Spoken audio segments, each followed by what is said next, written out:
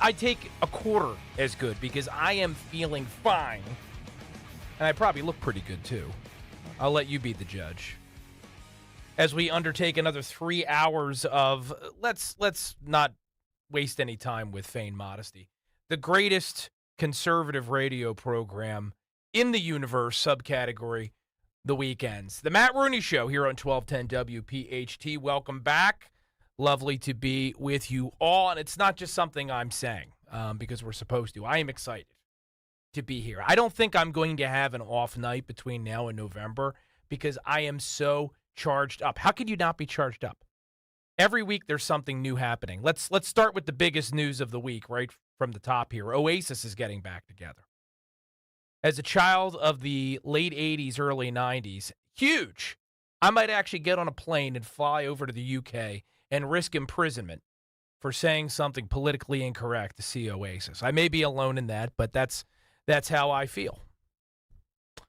I'm going in order of importance, by the way. The next most important thing that happened over the weekend, my new griddle, as I was telling producer Andrew during the break, went beautifully this weekend. You were very excited about it. I came in here like a kid on Christmas. Sounded like it. Because I had performance anxiety. I'm a very good cook, for those who don't know, because I haven't cooked for about 99.999% of this audience. My wife never listens. Who am I kidding? My mother might be listening. And I've cooked for her. I'm very good at it. Do the kids listen at all? The kids? Yeah. I would subject them to this. They're children. This is a horror show. Oh, okay. And the things we talk about, Well, I mean, listen, support dad. Say, oh, Daddy, I heard you on the radio today. I mean, my son, the other night, I had a hard time getting him down. I said, what is it, Daddy? He goes, Kamala Harris is in my closet cackling. And I had to open the door to the closet and say, no, there's no price controls in the closet. Nobody's cackling. Kamala's not going to come out and trans you. And I was able to put him back to sleep. Oh, Lord. No, I don't subject Yeah, him to I would. After that, I probably wouldn't let them. No. No. But let me tell you something. Those scallops I made, which were, do you fish scallops? I mean, I know they're scallop fishermen. What's the verb for what they do? Or do they harvest them? They get them out of the ocean. So they come from the water. My wife's uncle is a scallop fisherman, so these are his scallops. Nice. Off the coast of New England, these things melt in your mouth like communion wafers. Not trying to be sacrilegious there, just trying to communicate to you how unbelievable these things are. And I nailed it. I mean, that was a 9 out of 10 on the dismount on my first try. So everybody was well fed. And then here I am tonight on the program with the Democrat Party once again in complete disarray. They had a little bit of a Kamala honeymoon after they perpetrated a coup and sent Joe Biden out to pasture. He's probably sleeping on a beach in Delaware as we're broadcasting tonight. And they had nonstop, overwhelmingly positive coverage of easily one of the most unsuccessful politicians in American history who has succeeded in spite of herself. She has fallen forward, Kamala Harris, at every stage of the game. This is a woman who couldn't even get through the Democrat primary the last time around, 2020. She did worse than Chris Christie, and to do worse than Chris Christie is a feat unto itself. But somehow she has continued to rise through the ranks, and with the media machine fully behind you, you can get pretty far. And then they had their convention, and something went off the tracks. This is the first Matt Rooney show since the DNC, so we hadn't have an opportunity to speak about this. If you listen to the media coverage and you watch the media coverage of the convention, you would believe that they had a pretty good gathering out there in Chicago. I mean, a ton of people died while they were out there in Chicago. Did you see the murder stats for Chicago? Why this thing was going on? 25 shootings, 36 people shot, 7 people killed in the Windy City while the DNC's going on. And I'm chuckling a little bit, but not because I want people to die, because sometimes that's what you have to do to avoid crying. I mean, could you have a clearer illustration of the failure of Democrat policies than what was happening on outside of that convention center as Democrats gathered to coronate Kamala Harris? But I'll tell you what was missing from that convention. And I can explain it best by hearkening back to the Republican convention in Milwaukee that feels like it was 8 years ago. The greatest success Republicans had at their convention was not Donald Trump's speech, even though it was fine. I already said I'm an 80s, 90s kid, so seeing Hulk Hogan, I nearly died and went to heaven just from having the Hulkster out there. The only thing he could have done is actually like thrown milk and vitamins at the crowd, right, and encourage them to take them. It was awesome. Lots of great moments. It was the everyday American speeches. Normal Americans living extraordinary lives, going through extraordinary things. Children that have died because of fentanyl overdoses, all this fentanyl that's manufactured by China and coming across the border, that can't afford to buy homes, who've been victims of illegal alien violence. These were compelling election-winning narratives unto themselves. Every single one of those speeches could have been a commercial. Remember Ross Perot, those of you that are as old as me and remember the 92 election? He bought these like 30-minute blocks of airtime on the networks. He was a billionaire. He could afford it, Ross Perot. I almost think the Trump campaign, if they can figure it out, should do that. Just play blocks of these people, these Americans, talking about what life in America is like under Biden-Harris. You didn't have any of that at the DNC. It was a freak show. It was an absolute, unabashed freak show. They let their, as Andrew would say, they let their freak flag fly out there in Chicago. I don't think I've ever said that before. I'm pretty sure it's tattooed on the small of your back. You say it all the time. I've heard you say that many times. Let your freak flag fly. I'm just, for those of you who, obviously you can't see me. I'm literally just like looking at Matt with a blank stare. You're looking at me with a completely blank stare. But it was absolutely nuts out there. The look you're making at me is the look that I made at my television screen. Watching the DNC. As this DNC was going on. As Rich was there, you know. Yeah, the 40-foot-tall IUD, right? Out there at the Chicago convention. Did you see New Jersey when it gave its delegates? No, I didn't. Delegates to Kamala Harris? Yeah. I mean, it was Shrek from the movie Shrek. I don't know what that was. He was supposed to announce, they were supposed to announce the delegates, and they didn't say what the delegates were. No! They were running late every night, so for a bunch of people that are telling you got to fix the country, even though they've been running it for the past 4 years, if the convention ran as any indication of how Kamala Harris would orchestrate the machinations of the federal government, complete disaster, all right? The speakers leaned into a far-left narrative. There was never any intention to try to get to undecided centrist voters, to the extent they still exist. It was an exercise in base service. It was leftism on full display, unapologetically, and I'll at least give them credit for kind of sort of giving Americans an honest choice. They're not honest about the Biden-Harris record, but they're not pretending, as Barack Obama and Bill Clinton did before them, to be offering some sort of centrist alternative to Republicans and republicanism. It just wasn't there. Kamala Harris's task was fairly simple if winning was what she was after. Strike a tone that makes people in the center not completely freaked out by the communist proposals that she advanced before the convention in Chicago, and also maybe convince some of those same people that she's not a complete moron. Neither of those things happened. Her speech was too much bio in the beginning, which, candidly, her bio is not that interesting. No one cares. J.D. Vance's story was a movie, a major motion picture for a reason. J.D. Vance has seen some stuff. Kamala Harris, meh. All those everyday Americans that were featured at the RNC have lived as interesting or much more interesting lives as Kamala Harris. And then she proceeded to tell us absolutely nothing about herself. I've seen some people quip on X, because that's the only social media platform I spend much time these days. Man, I felt like I knew more about Kamala Harris before she took the stage than after. So you're going to see some polls, and I've rarely been wrong throughout the cycle, and I don't think it's going to be different now. You're going to continue to see some polls which suggest she's gotten some kind of a bounce. They're nonsense. I saw one from Fairleigh Dickinson that had Kamala Harris up 7. That's the same poll in my state of New Jersey that had Phil Murphy winning by 9 points in their final survey of election 2021. Phil Murphy ultimately ended up winning by less than a third of that. These polls are garbage. Unless you, and this is something else I've been saying for weeks, unless you consistently start to see Kamala Harris up like 5, 6, 7 in the RCP average, she's losing. I don't care what the pundits tell you. Every single one of them, both sides of the aisle, are self-serving because they're united by one thing. They don't like the orange man. They fear his return.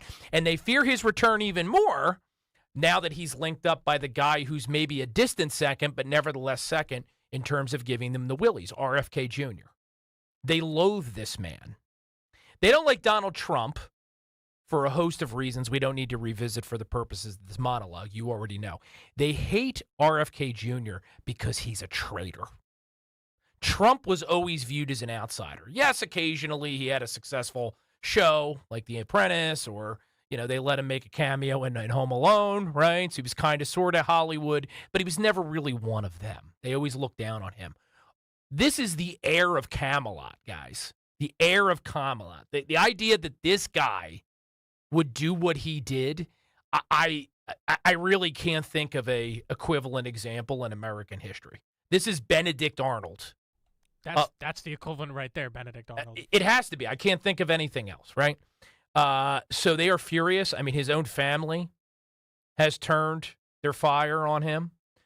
They said that he no longer embodies Kennedy family values, which in and of itself is hilarious because, up until this point, the only real values I've seen post JFK and RFK are what? Driving pregnant women off a bridge and leaving them there to die, right? What exactly are Kennedy family values? As far as I could tell, this is the most moral of all the Kennedys because he's doing the hardest thing of all, right? He is sacrificing his family and the comfort that goes along with hiding behind his family name to take a stand for his nation.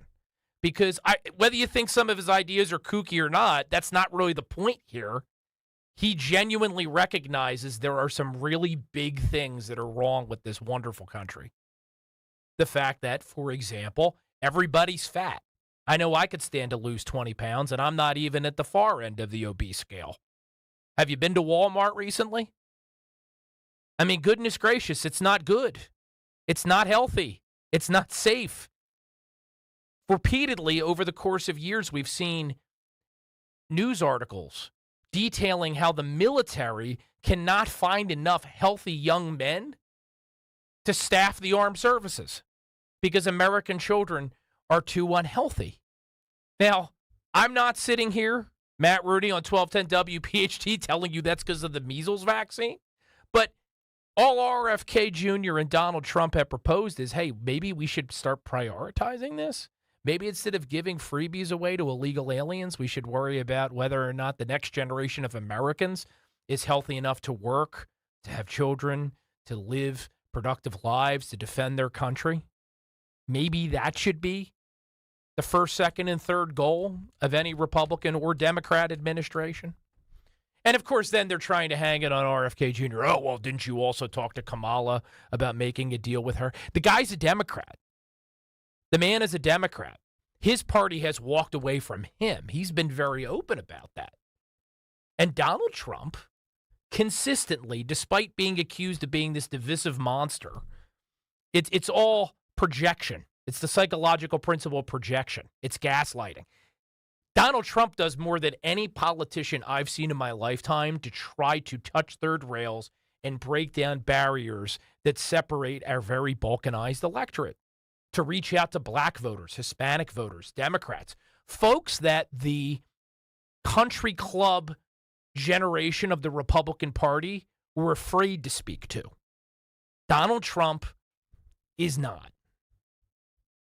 So we're going to delve more into all these topics tonight, but what is my point? My point is I'm fired up tonight, not just because I had a great weekend, great scallops, all the things that go into having a wonderful August, Saturday, and Sunday, because I really do think that once again, the script has been flipped in election 2024. The good guys have some momentum. The bad guys, and I'm gonna dig into it a little bit more tonight, are once again forced to explain themselves, and they should be forced to explain themselves because they're nuts. We're going to have some guests, too, that are going to help us flesh all of this out. Tonight, I always pack us up with guests when I can find some good ones. I don't like to have people on to talk just to talk. I'm here to talk just to talk. We don't need more people doing that. We're going to be joined in our second of 3 hours tonight by Linda Kearns. She's an RNC attorney here in the great state of Pennsylvania. So, as I said in my promo video I posted earlier today, she may be the most busy attorney in the planet coming up here in just a couple months. I hope not, because if she's not, it may mean because Donald Trump won Pennsylvania beyond the margin of cheat. But if Democrats engage in any of their chicanery, Linda Kern and attorneys like her are going to be billing some serious hours. We want to talk to her about the current state of play in the Pennsylvania election, because remember, this is not a national election. This is a state-by-state election. And to maybe find out some ways that some of us can help too. We'll also be joined by my friend of many years, Mike Inganamort. He is an assemblyman in the state of New Jersey. There is an absolutely hair-raising, vomit-inducing, not enough superlatives out there to describe this thing, report that's out about human trafficking, which clearly very much is interwoven with this issue of our open border and illegal immigration. I'm going to talk to the assemblyman about this issue. He's been out in front on New Jersey, and also some of his legislative proposals. There's only so much you can do at the state level when the president of the United States decides that, hey, you know what, we're no longer going to actually manage and enforce our territorial borders. And our governor of our state declared us a sanctuary state, but let's set that aside for a second. We're going to find out what Assemblyman Ganamort's trying to do to advance the cause and also defend a position of sanity in the Garden State. And then last but certainly not least, in the 9 o'clock hour, we're going to panel it up as we often do here on the Matt Rooney Show. We're going to be joined by our friend and frequent guest Dan Cerrucci of dancerrucci.com and Alex Wilkes. You've seen her many times on Fox News, Fox Business. She is the first female chairwoman of the college Republicans nationally, served in that position with distinction. And she is a Republicans communication professional. We're going to talk to them about election 2024, but specifically this whole RFK thing, because the media is working overtime to convince you that this is not a positive for Donald Trump, that if anything, it's a net negative. We're going to explain tonight why that's wishful thinking on the left side of the aisle. They're in trouble, and they know it, which is why they are making so much noise. How do you get in on the program tonight? 855-839-1210 is the number if you wish to call in and participate. But I say it every week, and I'm going to say it again. You see how much we've prepared for you tonight. It's a veritable cornucopia of information and entertainment. So you got to make it good if you're going to call in. You know, we let that one guy on a few weeks ago because he was drunk and it was funny. But we're not going to do that tonight. We don't have time for it, Andrew. No, well, okay. I don't know. It's his case was like the weird, like, I feel like that's never ever going to happen again. Like, we'll never ever see something like that. Oh, I don't know. And I kind of hope we don't. Depending upon how things go in the next couple months, there might be a lot of drinking in our audience. Very true. Lots of drinking. On both sides, depending on how things go. On both sides. Yeah. You can also, if you don't want to call in, I'll give you another popular option. You can head over to YouTube and confirm that I am indeed as handsome as I sound. It's youtube.com/@1210 WPHT, where you can watch. You can also participate in the comments. And the first battery of comments tonight is Oasis sucks. No, they don't. Okay, boomers. And then Mango Mush says, what is Kevin Spacey up to right now? Is Kevin Spacey in the news today, or is this a joke that I don't? We can find out. I don't know. We can. I can Google. Well, you know. Given Kevin Spacey's track record, though, that may not be work safe, so make sure you use a private browser. Again, 855-839-1210. I am Matt Rooney. This is the Matt Rooney Show. Let's take a quick break to play some ads, make some cash here at the top of the program, and we'll be back to kick things into high gear in just a second.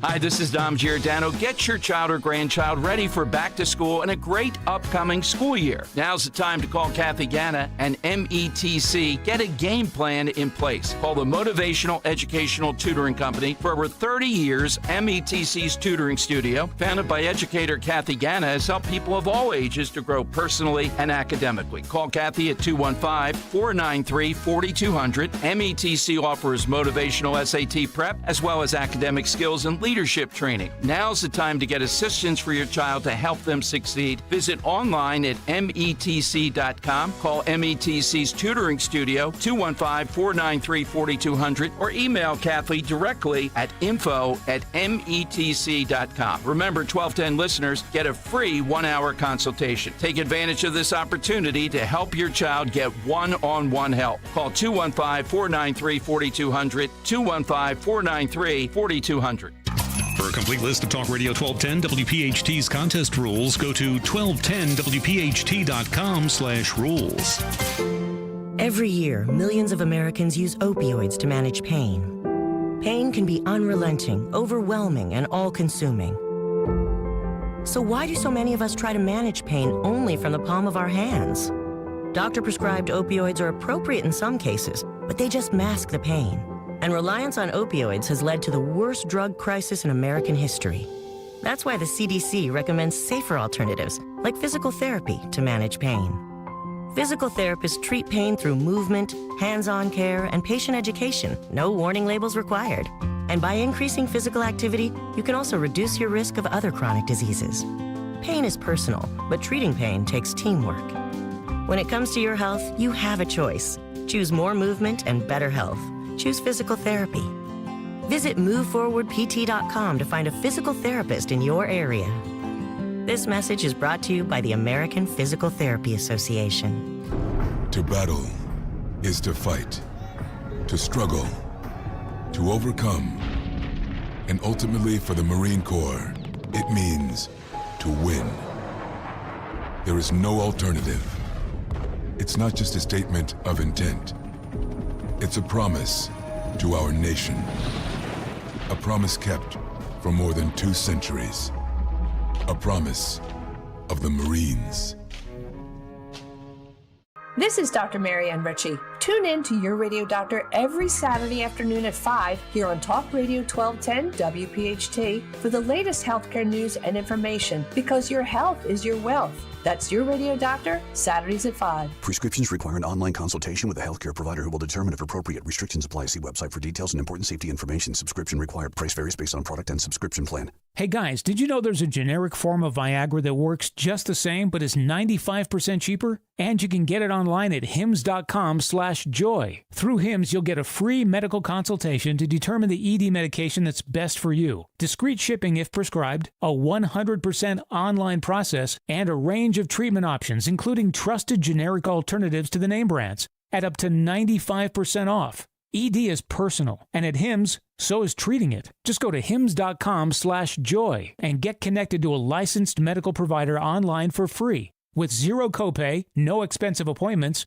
and no awkward face-to-face conversations. To start your free online visit, you need to go to this exclusive address, hims.com/joy. That's hims.com/joy for your free online visit. hims.com/joy. Free speech lives here with Kale & Company weekday mornings on Odyssey's #1 talk station, 1210 WPHT.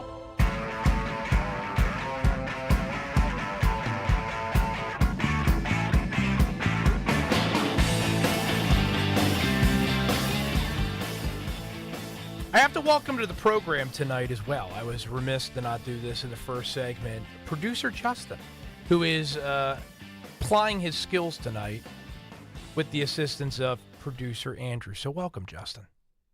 Thank you for having me. It's great to be here. You know, I've spent a lot of the past week working on various different shows, and it seems like this one's been the most fun I've worked on so far. And it's only been 20 minutes. It's only been 20 minutes. Now, granted, it's all downhill from here. You got to stay positive, you know? Yeah, positivity. That's the message tonight, positivity. Yeah. We're not going for joy. That's too much. We don't do joy around here. We'll leave that for the DNC. We'll see what happens after November. We'll try to be unburdened by what has been. And that's what I've encouraged some of you to do when it comes to Oasis. Be unburdened by the fact that you've heard Wonderwall 50,000 times on the radio over the course of the past 5 minutes. Or right? even on a very badly tuned acoustic guitar in your college dorm room. No, that's the most college thing I've ever heard. It is a little depressing.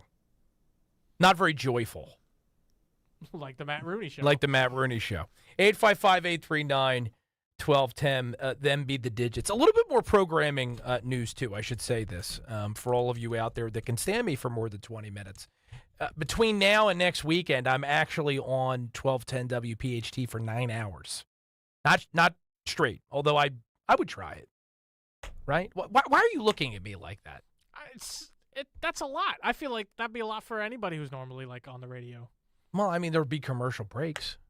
For like 3 or 4 minutes. We could figure it out. I could do it. With enough caffeine, I can do anything. Well, at least you're positive about something. Yes. No, absolutely. I'm positive I could do that. But 9 hours. 9 hours today. And then I'm filling in for Dom Giordano, the legendary, the iconic Dom Giordano. Noon to 3 tomorrow, Monday, and Wednesday as well. Very excited about that. I love Dom. He's a great guy. And the other reason I will tell you is a lifelong Delaware Valley resident and confirmed political nerd that I love filling in for Dom because noon to 3 is Rush Limbaugh's old slot here in the city of unbrotherly love. So being on noon to 3 in Philly, it's awesome because as a young forming mind many years ago, I remember working a summer job about this time of year, sitting in the parking lot, eating lunch, listening to Rush Limbaugh on 1210 WPHT. And that's probably in large part why I am who I am today and why I believe what I believe. Because like many people out there, Rush very much contributed to my political awakening. So I'm not going to start blubbering on air how much I miss Rush. Although I have been thinking lately how much I miss him this time of year. Imagine some of the monologues we'd be getting from Mel Rushbo right now about all the craziness that's happening in our world. I would give anything to just have one. But you'll have to settle for me, folks, this week, not just on the Matt Rooney Show, but filling in for Dom. So we hope to see you there. Over on YouTube, youtube.com/@1210WPHT. Hello, Gmail. Hello, Mangle Mush. 4 Rascals 321. Just put a period in there. I don't know if that's because I'm exasperating you already. I don't think I've said anything that crazy yet. Yet being the key word. Yet being the key word. So maybe save that for a little later in the program. I think the best comment over on YouTube so far is Gmail. He says Chicago is just Philly with more wind. And I think more bullets, to be fair. I think Chicago. It's bigger than Philly. It's a much bigger city, so I think more people probably get killed out there in Chicago on a weekly basis. There's more. See, we have to use the euphemisms the Democrats want us to use. There's more joy. There's more joy on the streets in Chicago. Joyful bullets, joyful guns, joyful violence in black and brown communities. The same folks that Democrats are telling us they care so much about, but are perfectly willing to abandon to death and doom and despair in cities that Democrats have now had a monopoly in for 100 years. Doesn't sound very joyful to me, and it might have something to do with why Donald Trump is improving his position with black and brown Americans. Maybe RFK Jr. can help. Maybe he can help. And he was on Fox News Sunday today confirming that he is going to be campaigning with Donald Trump across the country. This is Democrat nightmare fuel because, as I'll explain, RFK does bring in more people, I think, than even his relatively limited polling position suggests. But this is cut numero uno of the evening, RFK Jr. on Fox News Sunday, one of the only networks, by the way, that has had him on since his campaign began. Is it fair to say that you would try to dismantle some of those organizations? No, I wouldn't dismantle them. I would change the focus, and I would end the corruption. Right now, 75% of FDA's budget is coming from pharmaceutical companies. That is a perverse incentive. In NIH, scientists and officials in NIH who work on drug development, who incubate drugs for the pharmaceutical company, get to collect lifetime royalties from those products. These are regulators. They're supposed to be looking for problems in those products. We have these agencies that have become sock puppets for the industries they're supposed to regulate. So they're not really interested in public health. Everybody, the most profitable thing today in America is a sick child. Everybody's making money. The hospitals are making money. The pharmaceutical companies are making money. Even the insurance companies make money. And we need to end those perverse incentives. We need to get the corruption out of FDA, out of NIH, out of CDC, and make them function as they're supposed to function, which is to protect public health and particularly children's health. What's controversial about any of that? Who can disagree with anything he just said? Now, I will be the first one to admit my view on vaccines and public health generally definitely underwent a minor transformation before COVID to after COVID. I've always been skeptical of government power, but having gone through the experience we did during COVID-19 and how we saw the institutions of government completely abused to serve the interests of everyone except for the American people and their health and well-being, why wouldn't you question everything? And I've listened to RFK. I've gone back, and yeah, some of the things he said make me say, I don't know. I'd like to see a little bit more data before I fully embrace that particular position, right? I'm not suggesting, and I don't think RFK is suggesting that all of a sudden we should just not give kids the polio vaccine. I think what he is suggesting, and what Donald Trump has apparently agreed to, is we're going to prioritize setting up an inquiry into all of the causations for the health crisis in this country. We cannot survive as a superpower, sick, fat, unable to operate, unable to defend ourselves, 1 foot in the grave. And I said a moment ago that I think RFK may help broaden Donald Trump's appeal beyond what you're seeing in the polls. Because in some of these polls, he's only at 3, 4, 5%. Not only do I think Donald Trump gets the lion's share of those voters now, because these are activists. These aren't folks that happen to be in an ideology and they're just following a cult leader, right? Like we've often seen on the left. Remember back in 2008 when some people were on TV crying because they actually thought that Barack Obama was going to pay their mortgage and lower the sea levels? This isn't that with RFK. These are people that are dedicated to the issues that he's been fighting for. So I think that they're not only going to migrate over in large number to Donald Trump, but you are also going to have some of the communities that have most been affected by letting the pharmaceutical industries just run our country. And they make their money primarily not by avoiding illness, but by treating illness. The black community, for one, driving in from the Jersey side to Pennsylvania tonight, right? In Philly, I see a big billboard. We need to do something about maternal health in the black community. Democrats give that issue lip service. What have they ever done? What has Kamala Harris ever done to help black families live a healthier life? Nothing. It's one of those third rails. It's ignored. And it's partially because, and we just have to be honest about it, pharmaceutical cash spends, man. It comes in large numbers, and it fills their pockets, and it's been both sides of the aisle. And I'm here to tell you, it is about time somebody begin to question whether or not, I'm not saying it's a matter of regulation, but oversight. More questions need to be asked. Because the federal government, I got news for you, has been subsidizing this nonsense with your money. So they are going to be shocked and horrified in some Democrat circles by how effective RFK Jr. can be on the stump for Donald Trump and the people he's going to bring back in to Trump's rally, sure, but into the polling stations this upcoming November. And some Democrats already understand it. Here's not a Democrat. This is Trump campaign senior advisor Tim Murtaugh talking about RFK's impact in a state that's near and dear to our own heart, the Commonwealth of Pennsylvania. This is cut 2. Well, I think there's a tremendous upside. I think it's tangible and substantial. Tony Fabrizio, who's a pollster that I've known and worked with for a long time, is the lead pollster for the internal Trump polls, released a memo today going through the 7 battleground states that a lot of people have focused on, talking about North Carolina and Pennsylvania and Michigan and Wisconsin, Nevada, Arizona, and Georgia. And in every single one of those 7 battleground states, all of these RFK Jr. voters, break towards Trump. Some of them, Trump is getting 2/3 of the RFK voters, and he's getting about 4%, 3% in these states. And in a state like Pennsylvania, where it could well come down to, tens of thousands of votes, a half a point or 3/4 of a point, that may well make the difference in who the next president is. A lot of people have said that Pennsylvania is going to be the key for Kamala Harris.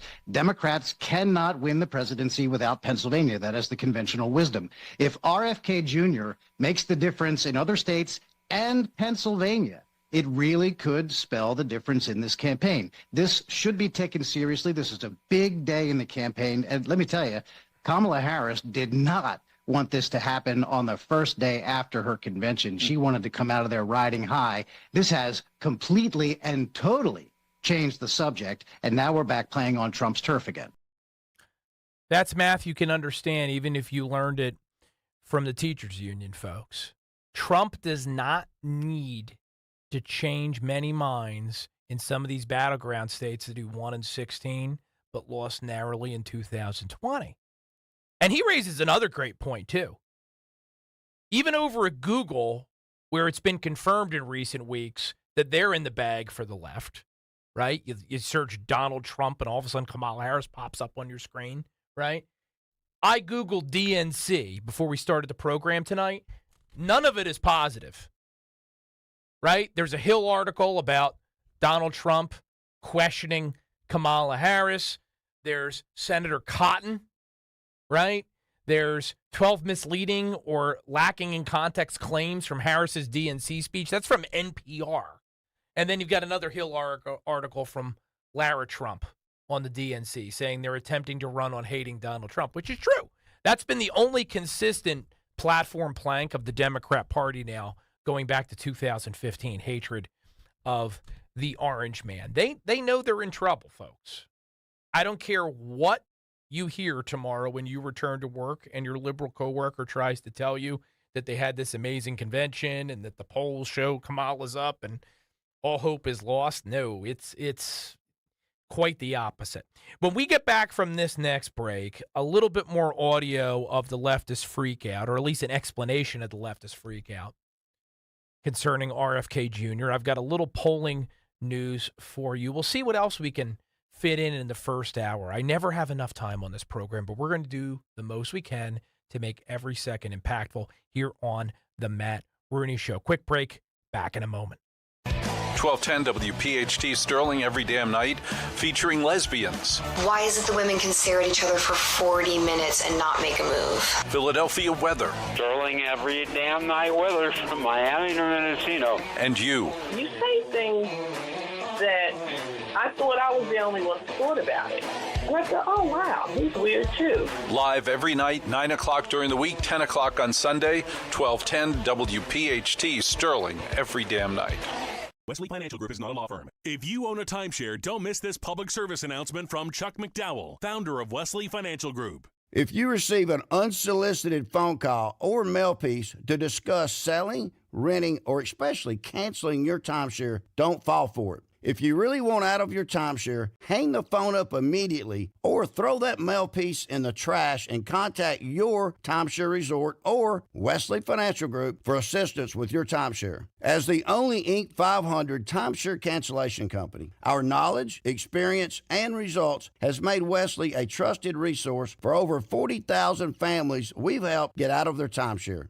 Give us a call, and I'll send you our timeshare exit information kit free with the straight facts about your timeshare and all of your options for cancellation. Call for your free info kit, 800-513-4444. 800-513-4444. 800-513-4444. Your official home for Penn State football and basketball is Talk Radio 1210 WPHT and the free Odyssey app. Listen to every Nittany Lions game on Talk Radio 1210 WPHT and the free Odyssey app. Well, here we are again, and this is looking like a pretty lopsided matchup, Jim. That's right, Ron.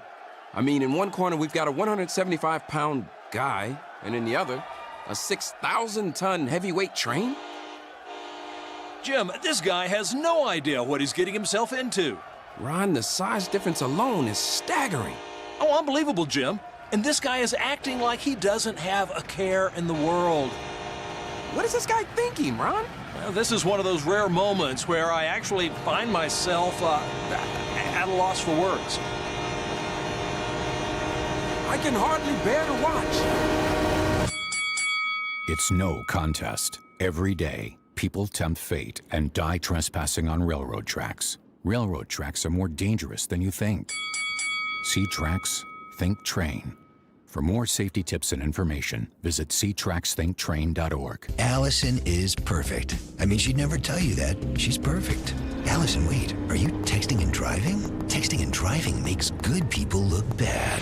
Visit StopTextStopWrecks.org, brought to you by the National Highway Traffic Safety Administration and the Ad Council. Uh-oh, Brad's buzzed. Oh, yeah? Yeah, he's starting with the woots. And now a speech. I just want to say that friendship is about heart and brain. Who's with me? Good thing is, he knows when he's buzzed. And my brain is saying, when it's time to go home, somebody call me a ride. Love that guy. Me too. Know your buzzed warning signs? Call for a ride when it's time to go home. Buzz driving is drunk driving. A message from NHTSA and the Ad Council. Hi, I'm Angie Hicks, co-founder of Angie. And one thing I've learned is that you buy a house, but you make it a home. Because with every fix, update, and renovation, it becomes a little more your own. So you need all your jobs done well. For nearly 30 years, Angie has helped millions of homeowners hire skilled pros for the projects that matter. From plumbing to electrical, roof repair to deck upgrades. So leave it to the pros who will get your jobs done well. Hire high-quality certified pros at Angie.com. Hey, Clementon. We know your favorite station is Talk Radio 1210 WPHT. WPHT.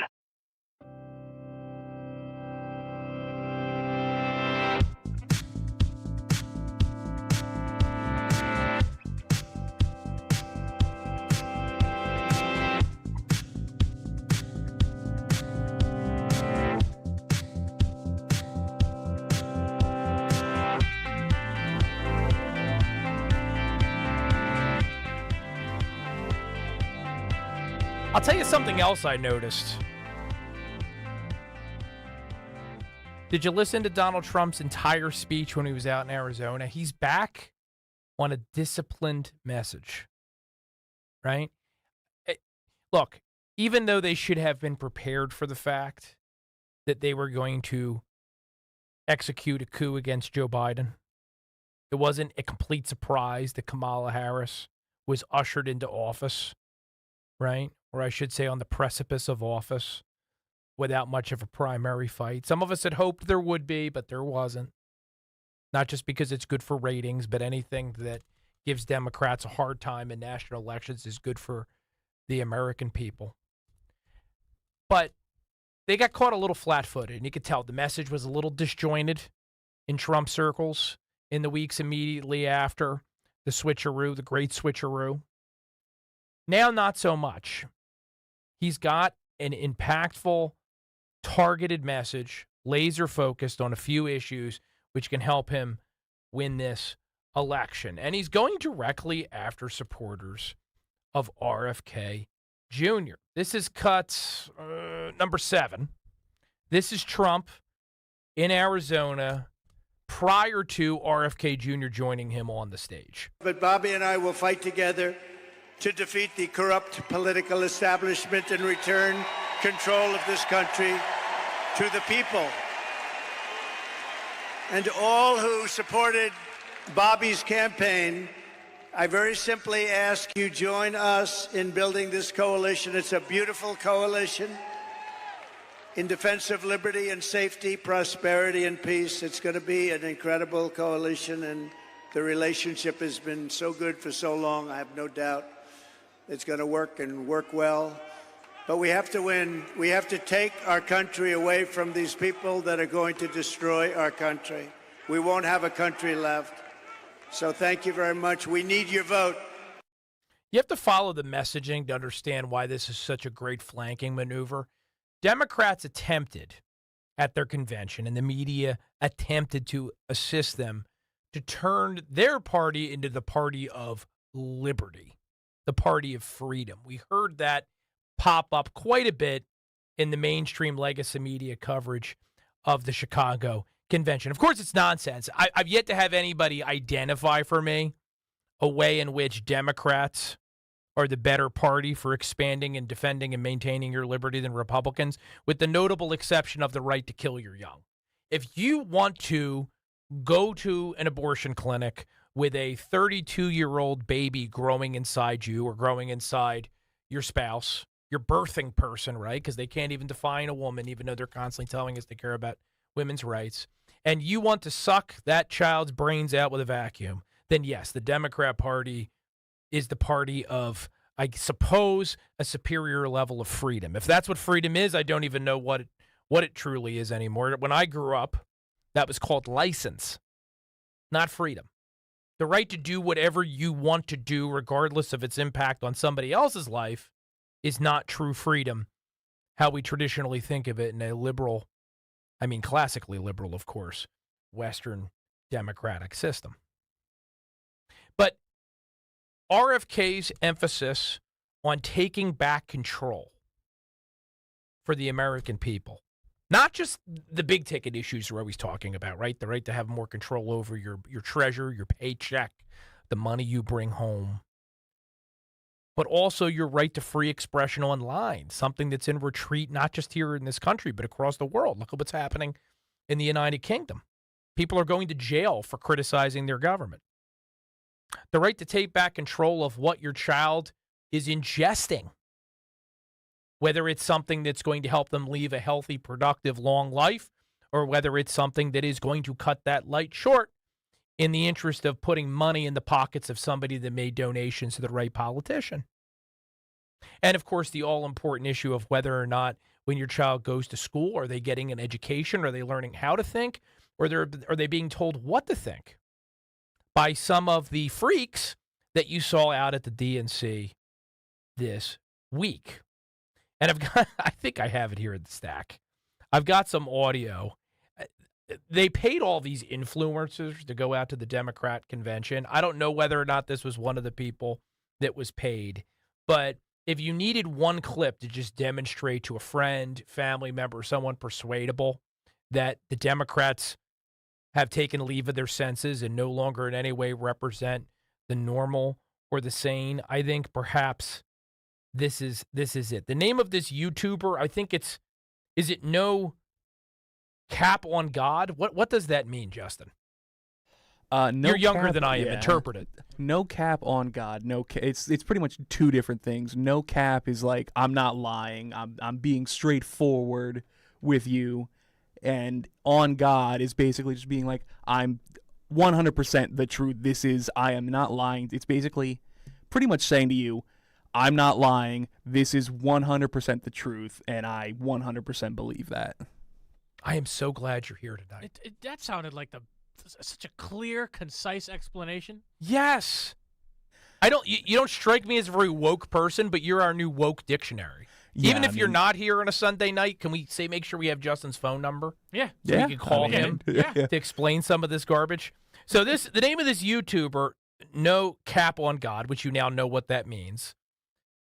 He interviewed a young lady out there at the DNC, sorry for assuming her gender, about whether she supported certain policies. Prepare to have a migraine. You might want to have, even though we've just been given a little bit of shade to the pharmaceutical industry, you might want to have your favorite pharmaceutical pain reliever present before we play this clip. We're going to give it 2 seconds. Ready? Okay, so we can now play cut number 10. Free abortions. Yes, Queen. Free gender-affirming care for migrants. Yes, Queen. Child tax credits for dogs. Yes, Queen. Ban standardized testing. Yes, Queen. Oh, yeah, like my ADD is so crazy. Get rid of those things, please. Yes, Queen. Yeah. Amazing. Different tax rate for white men. Yes, Queen. Amen, sister. Love you. Love her energy. She's a yes queener. Lots of yes queeners were out there in Chicago. I mean, these people are mentally challenged. I got a little bit of grief the other day for saying Kamala Harris is mentally challenged. I'm sorry if you're offended and you get your panties twisted by me saying this, but how else can you describe what you just heard? These people are stupid. Stupid, stupid, stupid. They're not. Look, I'm not in any way proposing that we disenfranchise anyone, right? We'll leave that to the left. But, I mean, do you feel comfortable living in a country where the two folks you just heard are allowed to vote? And it's easier for them to vote than some of our men and women in uniform overseas. Wrap your minds around that for a second. Never doubt for a second, and this is one of the reasons why I can come on here and speak as passionately as I can and be fired up and never really flag in pursuit of our cause, even when we're having weeks as the Right of Center Coalition when you feel like all hope is lost. It's because I know that we are on the side of the angels here, folks. The Democrat Party has been hijacked by mad men, mad women, like Kamala Harris, like that Yes Queen duo, whatever the heck that was that you just heard a minute ago, who I think we've hopped, skipped, and jumped beyond where Barack Obama was in 2008, fundamentally transforming the country. Now they're just being open about wanting to turn it into some sort of pseudo-communist college drum circle nightmare from which, forget about the nation, Western civilization will not be able to extract ourselves if we allow them to win this election. So this is an all-hands-on-deck moment. I don't know what else I can possibly play to motivate you. Maybe we'll have to do that cut once a week. I'm sorry. It hurt my head too. But you need to know. You need to know, Queens. Yes, Queen. Oh, God. All right. I need to calm down. We got 2 more full hours, and I can't burn out this early. 855-839-1210 is the number. YouTube.com/@1210WPHT. I am Matt Rooney. This is the Matt Rooney Show.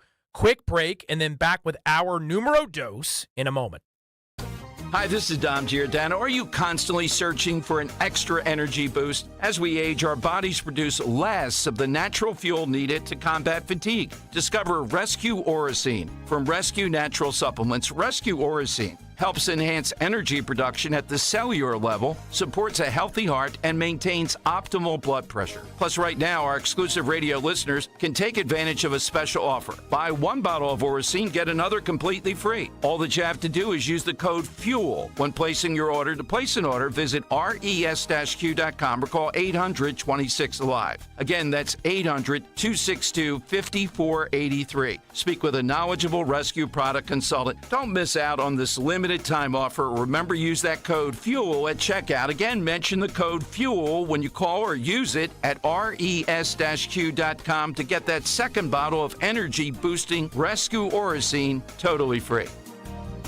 Dan owed an unbelievable amount of money to the IRS. I got behind on my taxes. It's a horrible feeling. He was in denial. And when I got those letters from the IRS, you wanted to act like they didn't exist. Finally, Dan turned to Optima Tax Relief, the leading tax resolution firm. A+ rated by the Better Business Bureau, they've resolved over $1 billion for their clients. Optima got me a settlement with the IRS. These people are really people-friendly. It was every bit of a new lease on life for me. The fast action and the great results made Dan's head spin. I felt like I was in a dream, but it's real, and I have paperwork to prove it. They got the job done, and life is good. For tax help you can trust, call Optima now for a free consultation. If you're worried about what's going to happen with the IRS, stop worrying. Make the call now. Call 800-354-2840. 800-354-2840. 800-354-2840. Optima Tax Relief. Testimonial from an actual client. Some restrictions apply. For complete details, please visit OptimaTaxRelief.com.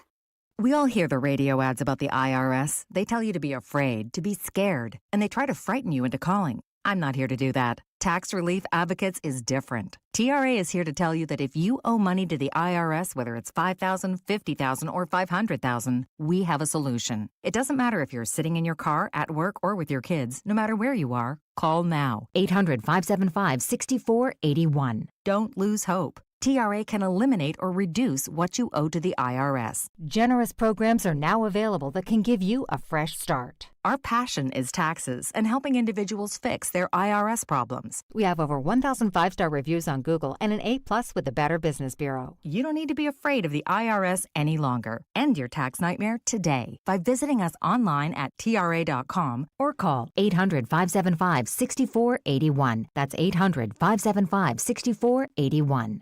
Tax Relief Advocates. Real solutions for real people. When you need to know, depend on KYW News Radio 103.9 FM. The feds are trying to stem the rise in identity theft that is costing Americans considerably more money this year than last year. A hurricane is drenching the east side of the Big Island, Hawaii. 2 astronauts who went to the space station on Boeing's Starliner are stuck there until they can catch another ride home. Get the latest anytime on KYW News Radio. Now on Crystal Clear 103.9 FM. You've never needed us more.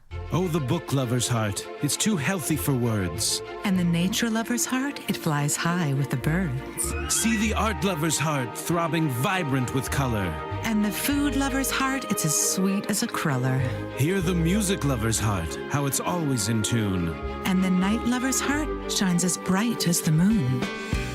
But the heart of someone with pulmonary hypertension, PH for short, labors.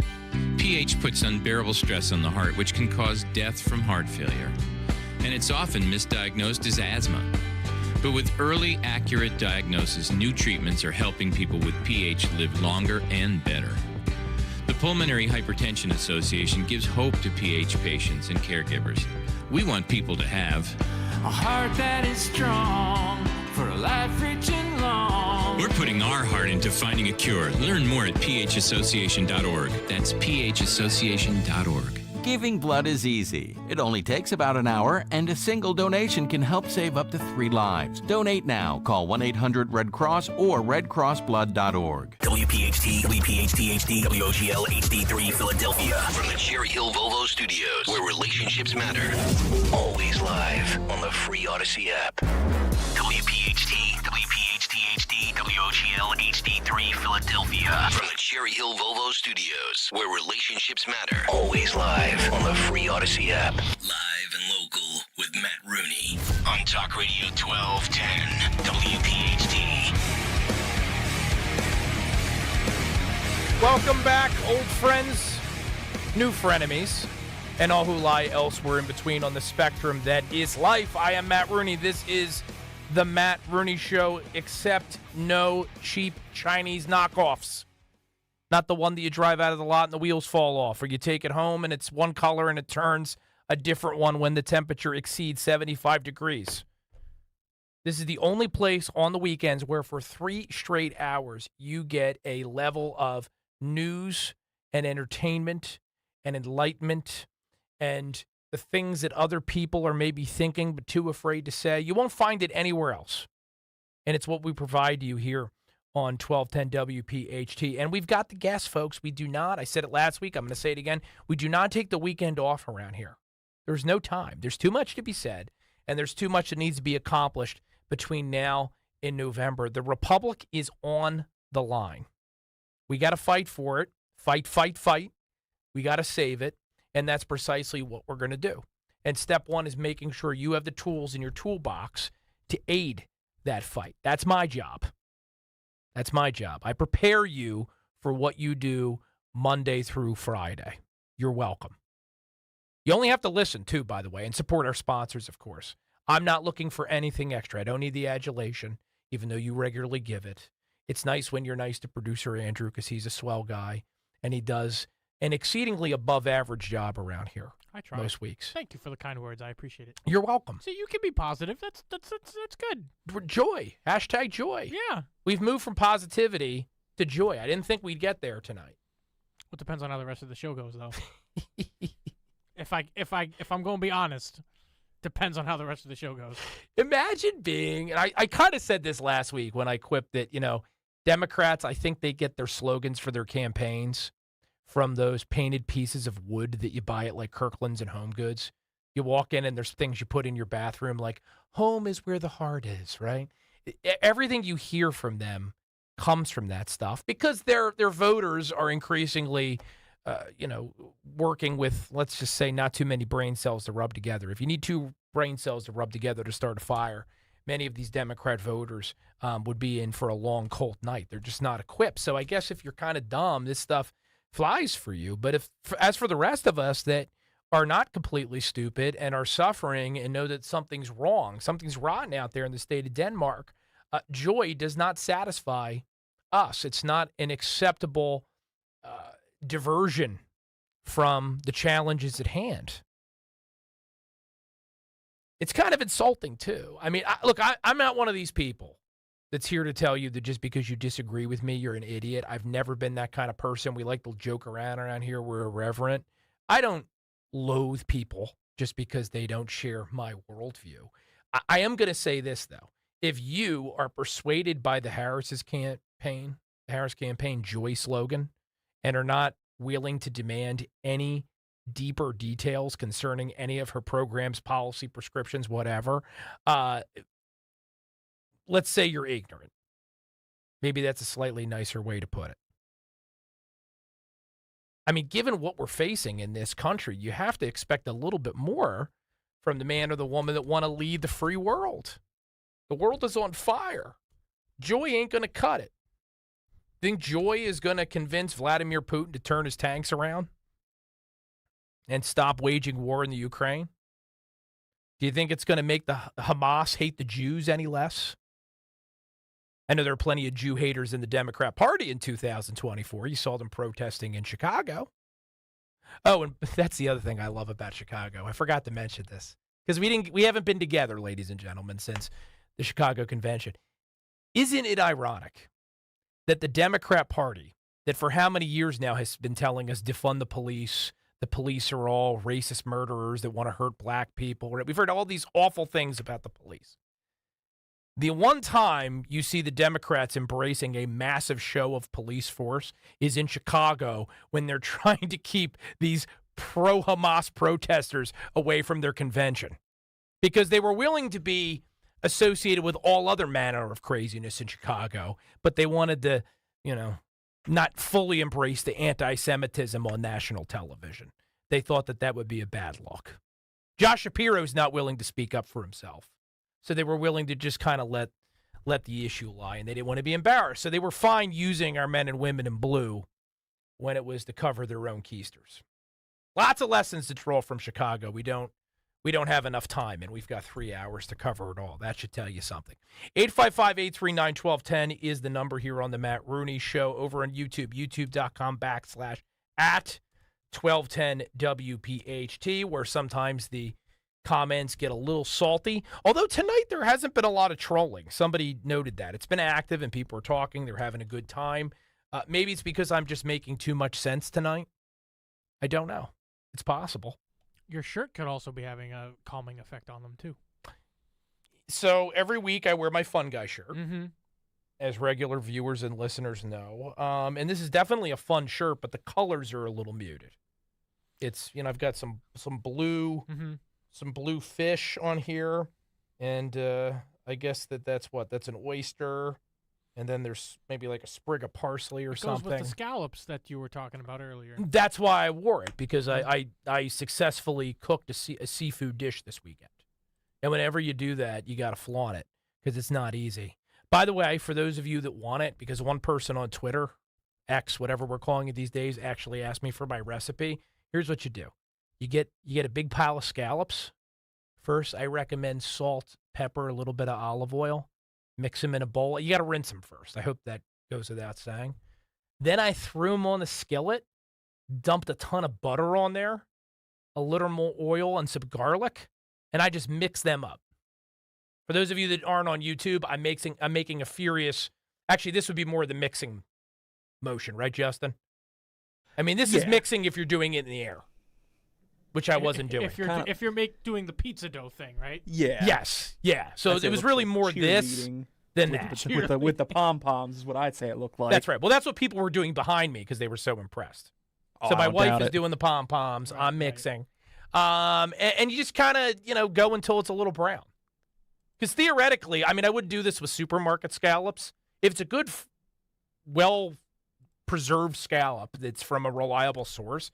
I mean, technically, you can eat these things raw. I wouldn't necessarily recommend doing that, but, they don't need a lot. You really only have to have them on there for 5-10 minutes max if you're cooking with a high heat. And I think I had it at about 400 degrees. So if next weekend before the Matt Rooney Show you want to cook up some scallops, go ahead, give it a shot. Tell me what you think. I don't expect that you're going to be disappointed. Again, 855-839-1210 is the number. Busy hour ahead. We've got 2 guests coming up that I think you're going to want to hear from. Linda Kearns. She is an RNC attorney here in the great state of Pennsylvania who is going to be giving us an update on the legal fight, the legal battlefield here in the Commonwealth, the Keystone State. And then a little bit later, we'll be joined by my friend of many years, Assemblyman Mike Inganamort from the other side of the river and the Dirty Jers to talk about a particularly dirty topic, a disturbing topic, the proliferation of human trafficking. There's a new report out, some new information. It's not going to make you feel better about this world we live in, but if you are in any way up until this point not actively engaged in pushing back against the scourge of illegal immigration and all the crime that has stemmed from it, including human trafficking, I'm hoping my discussion with Mike Inganamort will get you in the game. That's also coming up this hour. And then, of course, in our final hour of the program, we're going to be paneling it up with Dan Cerrucci and Alex Wilkes, 2 of my faves. You're not going to want to miss that. In the last hour, we talked a lot about RFK, because that's one of the big stories in politics, probably the big story of the past week. It's completely taken the DNC out of the forefront of the discussion on even the Sunday morning shows. They wanted to talk about Kamala's triumph, but it was a C- speech. Let's be honest. I won't go into why because I talked about that in the first hour. If you're listening on YouTube or over on the Odyssey app, just rewind and you can get to it. I don't want to bore the rest of the class just because you were late. But this RFK Jr. thing, we can't understate how important it is. And even on leftist media outlets, they're willing to acknowledge why. This is cut numero trace. This is Aaron Burnett over on CNN explaining specifically why the RFK Jr. endorsement of Donald Trump is a big darn deal. First time. Today, RFK Jr. had suspended his campaign endorsing Trump. Kennedy telling reporters that Trump had asked him to, quote, enlist him in his administration. Now, the latest swing state polls show Kennedy with 5 or 6% of the vote. And so when you think about it overall, you may say, well, that's not a big deal. Actually, if that is the case in swing states, it is huge. It is everything. It is more than the margin between Harris and Trump in some of those same states. It's a big deal. It's a big deal. And you may say to yourself, Matt, you already told us it's a big deal. Why are you playing another cut reinforcing why it's a big deal? Well, I'll tell you part of the reason. I mean, one of them is that, even though I'd love you to be here for all 3 hours, some people can't join for all 3 hours. So if you missed the first hour, I want you to know it's a big deal. But I'm also cognizant of the fact that even though this audience is extremely intelligent and informed and engaged, the media is waging a war on your mind day in, day out, not just to try to manipulate you. Most of us are beyond the naked manipulation at this point that many leftist voters fall for. But they're trying to depress you and convince you that this is a lost cause. That's always what the forces of evil attempt to do, to take you out of the game by convincing you that your industry, your ability to influence events, whether it be in your community or at the national level, just don't really matter. You can't change anything. You should just submit to them. So I look at it as one of my self-assigned roles to give you clear examples that that is not true. There is nothing more American than believing that you are the author of your own destiny, not just your own family and your own individual life, but we can change things. We can make a difference. We do not have to accept American decline as an inevitability. The left does, and it's baked into everything that they propose. They're just trying to manage decline. Let's raise taxes, have a less dynamic, less entrepreneurial society, to give people goodies so they can enjoy their flight while the plane crashes into the mountain. I do not accept that. Donald Trump doesn't accept that.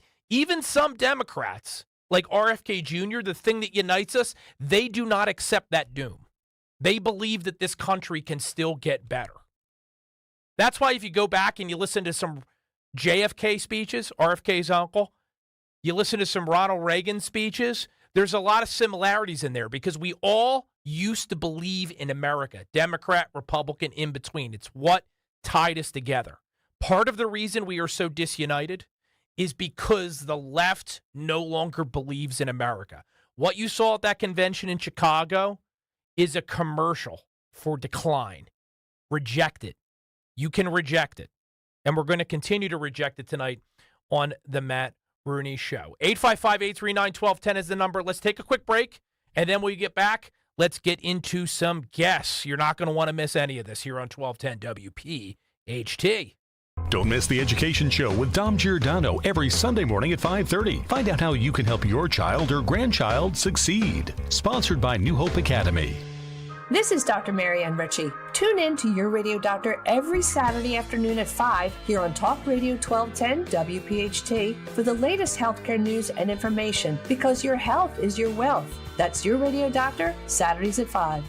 We all hear the radio ads about the IRS. They tell you to be afraid, to be scared, and they try to frighten you into calling. I'm not here to do that. Tax Relief Advocates is different. TRA is here to tell you that if you owe money to the IRS, whether it's $5,000, $50,000, or $500,000, we have a solution. It doesn't matter if you're sitting in your car, at work, or with your kids. No matter where you are, call now. 800-575-6481. Don't lose hope. TRA can eliminate or reduce what you owe to the IRS. Generous programs are now available that can give you a fresh start. Our passion is taxes and helping individuals fix their IRS problems. We have over 1,000 5-star reviews on Google and an A+ with the Better Business Bureau. You don't need to be afraid of the IRS any longer. End your tax nightmare today by visiting us online at TRA.com or call 800-575-6481. That's 800-575-6481. Tax Relief Advocates. Real solutions for real people. When I grow up, I want to be a new pair of blue jeans.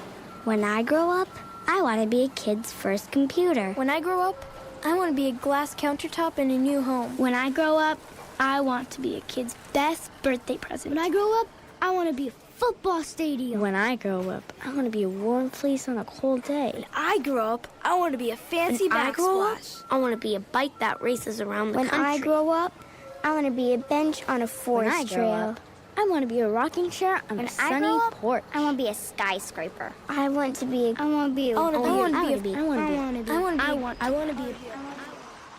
When I grow up, I don't want to be a piece of garbage. And if you recycle me, I won't be. Give your garbage another life. Recycle. Learn how at iwanttoberecycled.org. A public service advertisement brought to you by Keep America Beautiful and the Ad Council. Alcoholics Anonymous. The only requirement for membership is a desire to stop drinking. There is a solution. You can find us at aa.org. Fantasy freaks and geeks, what's cracking? It's your boy James Coe, back with my brand new project, the Sleeper King Football Podcast. Look, I get it, okay? There's a lot of fantasy pods out there, but we're going to keep this one light, 15 to 20 minutes, 4 to 5 times a week, and man, we are going to pack it with all the info you need. Season-long, weekly projections, and of course, sleepers. Follow and listen to the Sleeper King Football Podcast on the free Odyssey app or wherever you get your podcasts. Be sure to follow Talk Radio 1210 WPHT on the free Odyssey app. Download it now.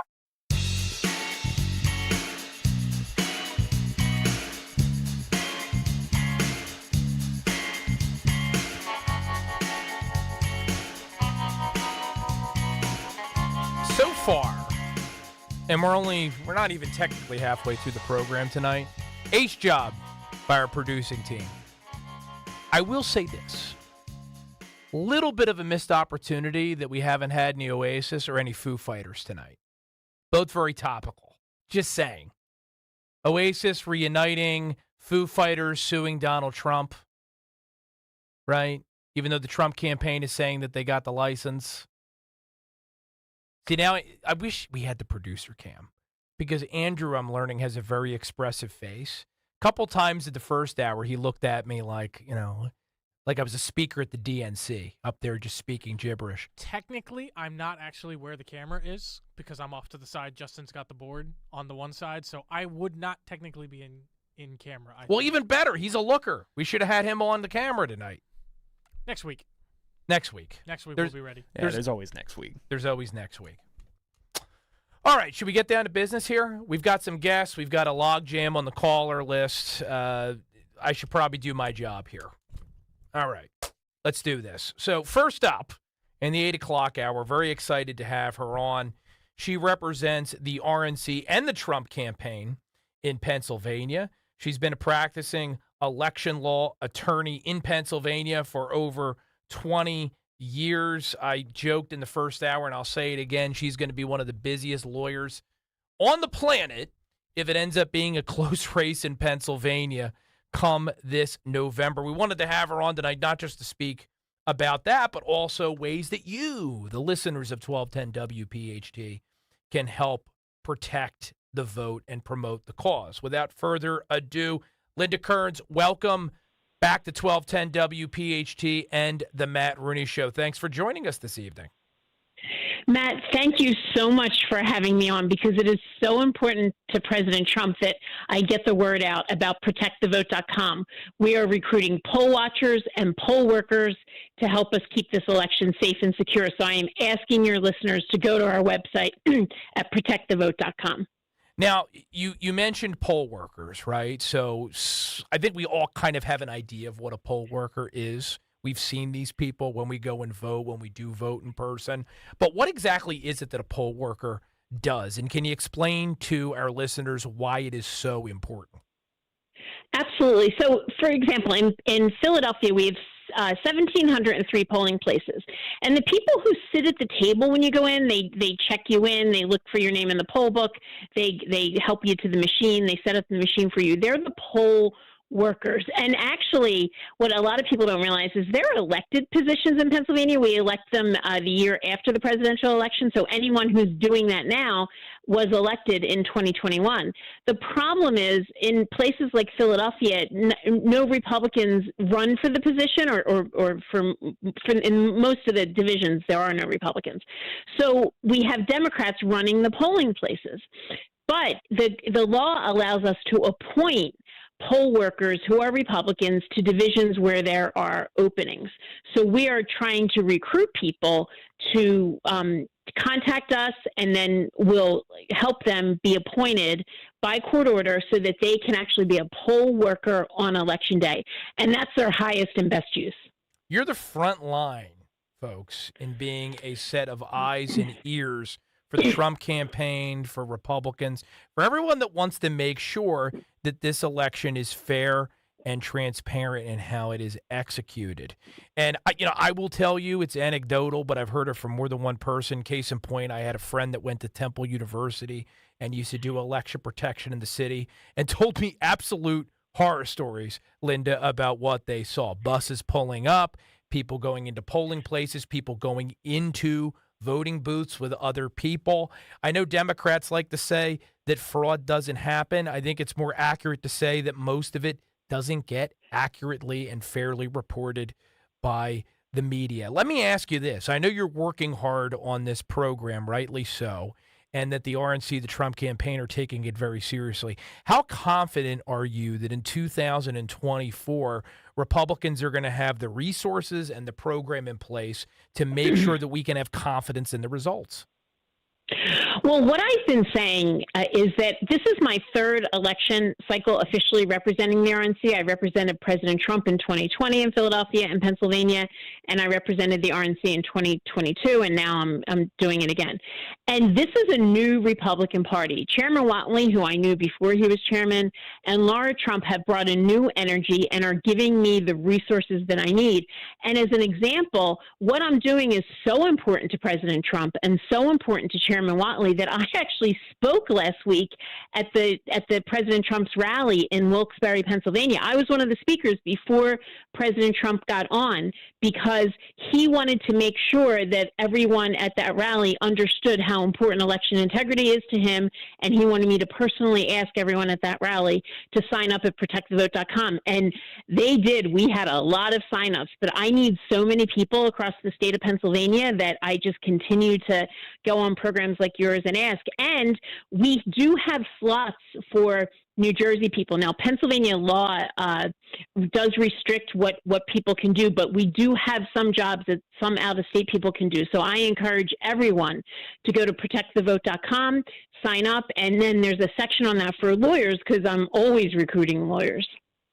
You can't have too many of them, right? And I know people love to hate on lawyers, but you never hate them when you need a good one in a pinch. And this is unfortunately one of those situations where we're going to need some good ones. Can you elaborate a little bit on what those of us in Jersey can do? Because I'm a Jersey guy. I have a website, savejersey.com. We have two producers tonight from Jersey, actually. This is an all-Jersey crew here broadcasting from Philadelphia. Go figure, Linda. And I know that there are many New Jerseyans who approach me and say, listen, we're going to be fighting in the Garden State this year, but we really would like to devote some time in Pennsylvania because we know how important it is. What jobs are open to New Jerseyans in helping protect the vote in our neighboring state? Absolutely. And frankly, I expect every WPHT producer to sign up. And I appear on the Mike Opelka show on Saturdays, and one of his producers signed up to help me. So it's not unprecedented. So I do want to see your producers sign up. Would you want to tell Opelka no? I would not. I wouldn't stand up to Mike on that. I have to be a little harder on you guys. I think that's part of the problem. They're just shrugging. See, I'm a lax parent. But go ahead, Linda. I interrupted you. What can we do if I can motivate these guys? Sure. So under Pennsylvania law, to actually be in a polling place, you actually have to be a resident of that district. And that really restricts us. And that's why I'm searching so hard for Pennsylvania and Philadelphia residents, because I can put them in polling places. But New Jersey people who don't reside in Philadelphia, as long as they vote first in New Jersey, we want to make sure everybody votes. I can use lawyers in call centers. And when we watch the canvassing of the mail ballots, some of the counties are allowing us to use out-of-state people. So I can use New Jersey people for that. So I actually have jobs for New Jersey people. In addition, we have another website, TrumpForce47.com, and I get the names from both of our websites, protectthevote.com and TrumpForce47.com. TrumpForce47.com is where you can learn how to contact voters prior to the election. Make sure they request a mail ballot. Make sure they get out to vote. Make sure they're talking to their family and friends. So it's important, even if you're in New Jersey, to still, well, first of all, vote, because, hey, President Trump may very well win New Jersey, so it's not like I'm discounting New Jersey altogether. But if we're concentrating our forces on Election Day in Pennsylvania, and as I said, I do have roles for them.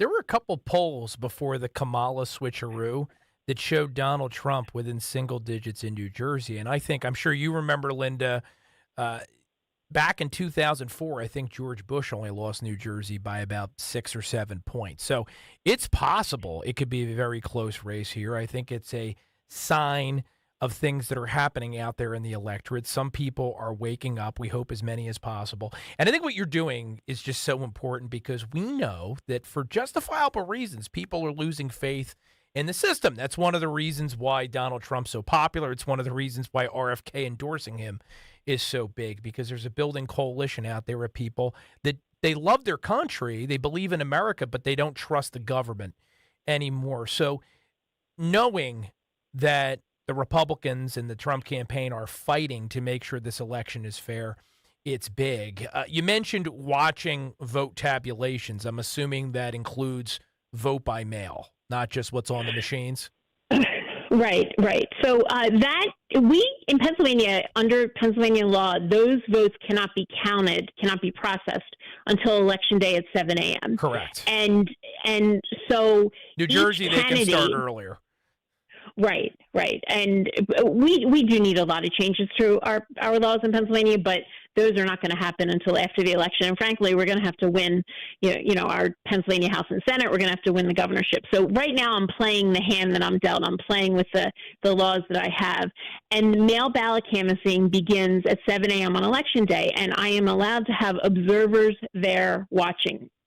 And that is so important because I am convinced that when someone is watching, people do their job correctly. And sometimes, I've been doing this for a long time, Matt, and sometimes a poll watcher or an observer will come to me and say, that was the most boring day I ever had. Nothing happened. All I did was stand there and watch them. And I say, you were my most successful observer because the reason nothing happened is because you were standing there. And people have to understand that it's not all glamour. Sometimes it's just your presence is doing that job.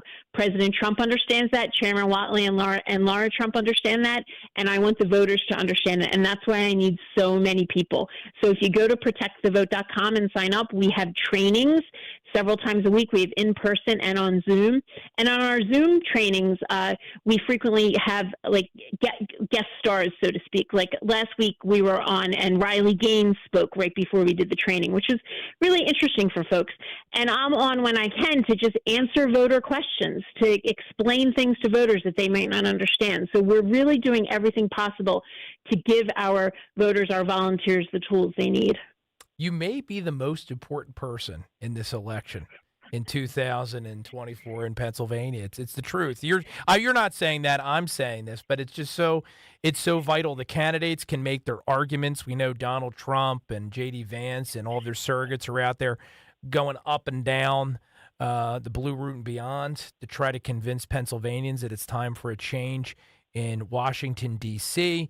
But if we do not have a fair election, then none of it matters. So major kudos to you, Linda Kearns, and we hope that in the weeks and months to come, even though there aren't too many months left, that you continue to come back to this station and to this program, especially, to update us on your progress and make sure people understand that, again, I'm going to say it again, the Trump campaign and the Republicans appear to be taking this issue very seriously this year, and I think that that's important. ProtectTheVote.com. We're going to share that over on X and on Facebook. Also, you can head over and visit Linda at her law firm website. That's lindakearnslaw.com. I'm a practitioner on the Jersey side. She's running a business. Want to make sure we show her some love by sharing her website. You're an election lawyer. Is there anything else you practice, Linda? Oh, sure. Right. I have a civil practice, so I do a lot of family law, civil litigation, business advising.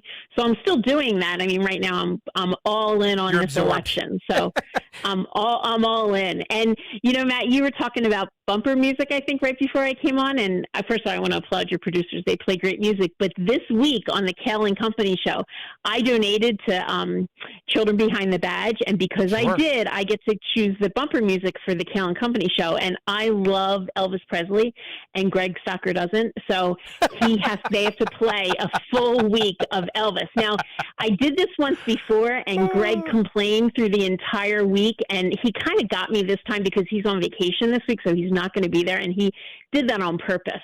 But if you listen to Kale and Company, they'll be playing Elvis for bumper music all week. So Greg enjoy. Stocker That's my gift. He's a lovely man. He's a fantastic brand manager. A little fussy when it comes to certain things, notably music. I'm more agnostic. There's a few things that I will not play on this program. I can't take T-Swift. It's not even that I dislike T-Swift. It's just overplayed at this point. Like, we get it all the time. We don't need more of it on the Matt Rooney Show. But Stocker's a little fussy. So good on you for tweaking the boss, man. And if he asks, I did not say he's that. Quite cranky.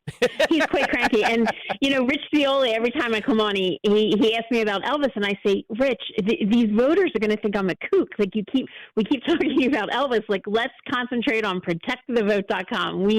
Because, Matt, I so thank you for having me on. I need so many people. So I do hope anyone who is listening, go to protectthevote.com. I talk about this so much. I think everyone in my family has signed up. All my friends have signed up, I think, just to get me to stop talking about it. So please, I'm really, at this point, I'm begging people, go to protectthevote.com. I need so many people to help. And we need to put President Trump over the finish line. And I want to see everybody at his inauguration in January. And the way we do that is that I have enough people to watch all these polling places and watch when the ballots are counted. Well said. Linda Kearns, everyone. She's an RNC Trump attorney here in the great state of Pennsylvania, fighting to protect the vote. I'm going to go ahead and share that URL over on X after tonight's program. Linda, thank you 1,000 times for joining us. We will talk again very soon. Thank you, and thank you to your producers. They're awesome. They're pretty solid. I think we're moving from above average to extremely satisfactory. Linda Kearns, everyone, here on the Matt Rooney Show. 855-839-1210 is the number. Let's take a quick break to play some ads, make some money. We won't spend any of it on Elvis music in case Greg is listening. And we'll be back with more on the Matt Rooney Show in a moment. Hi, this is Dom Giordano. Get ready for our Politics and Pints with Donald Trump Jr. Everyone is talking about it. Be with me on September 12th as we talk about the election, politics, and all things Trump. It's huge. Politics and Pints with Donald Trump Jr. September 12th, Scottish Rite Auditorium in Collingswood. Get your tickets now at 1210WPHT.com. That's 1210WPHT.com. Back to school and back to crazy schedules. No time to cook? No problem. Call and visit Captain Chucky's. Get your orders into Captain Chucky's now. Make the hectic weeks to come easier and let Chucky's help you meal plan. Remember the all-new Bang Bang Jumbo Lump Crab Cake and new Wild Shrimp Scampi Ravioli. Delicious, nutritious, and fresh meals at your nearest Captain Chucky's. Locations everywhere. Visit WeLoveCrabCakes.com. That's WeLoveCrabCakes.com. At the shore, visit Captain Chucky's at theshore.com.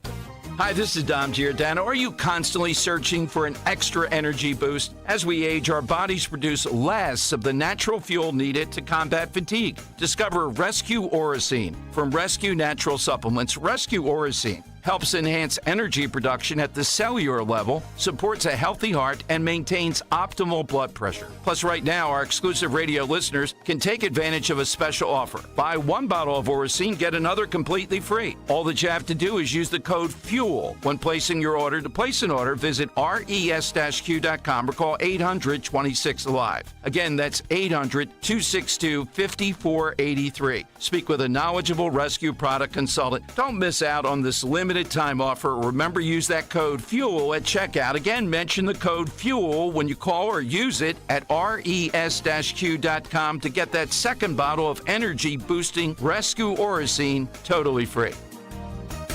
Your official home for Penn State football and basketball is Talk Radio 1210 WPHT and the free Odyssey app. Listen to every Nittany Lions game on Talk Radio 1210 WPHT and the free Odyssey app.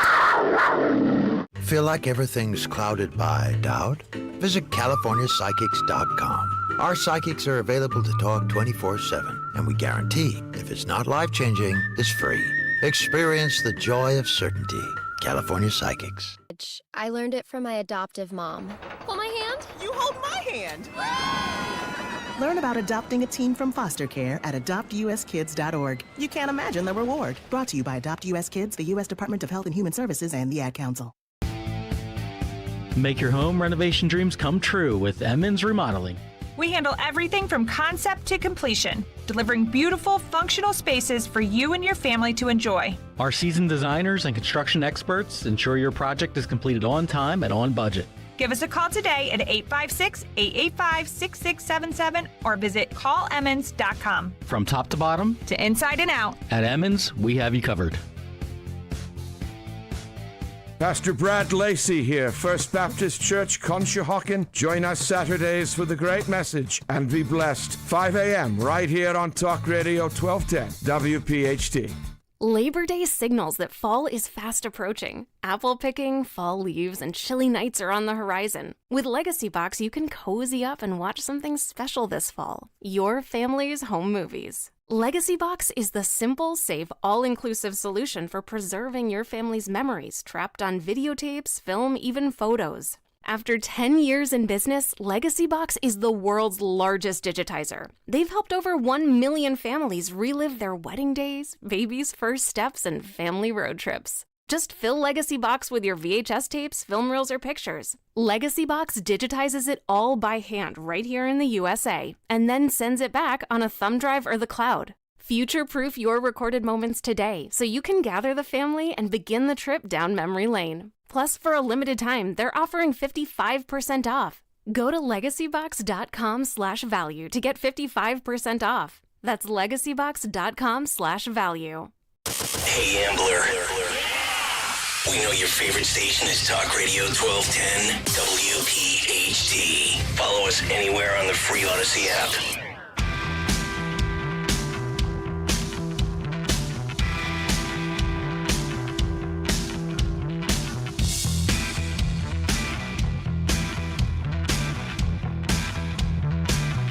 We have a new poll out of Virginia tonight. The Old Dominion. Kamala Harris up 3 points over Donald Trump in Virginia, 49-46. Qantas is the pollster. Context is appropriate before we even get into whether or not this poll is a good poll or not, right? Response bias and all that kind of stuff. Joe Biden carried Pennsylvania by 10 points in 2020. No Republican has carried Virginia in 20 years. Hard to believe it's been that long. 2004, George W. Bush, during the Iraq War, was the last time it happened. So let's just assume for a second this poll is accurate. That's not a good result for Kamala Harris. And it's what I've been telling you folks over and over and over again. Watch the RCP average of the national polls. Look at the state polling. If the state polling is close and she's not up, 5, 6, 7 points in the RCP average, heck, I'll say 4. If she's not up at least 4 points in the RCP average in national polling, Donald Trump should be considered the front runner in this election. Don't forget, youtube.com/@1210WPHT. Make sure you give us a like if you are over there watching. People are being a little mean about my scallops now. Minnie says, from the looks of it, Matt eats lots of scallops. And I had just commented that the usually salty comments were not that salty tonight. Yes, I have a little bit of what's called the dad bod these days. It in the 19th century, Andrew and Justin, having a little bit of a stomach was actually considered very attractive because it meant you could feed yourself. That's true. Yeah, so if this was like 1890, folks, I'd be hot stuff.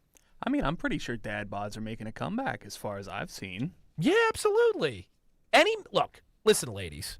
Any man that spends that much time focused on his abs, unless he makes money off of it, like you're an Olympian or a professional athlete, some creeping narcissism in there.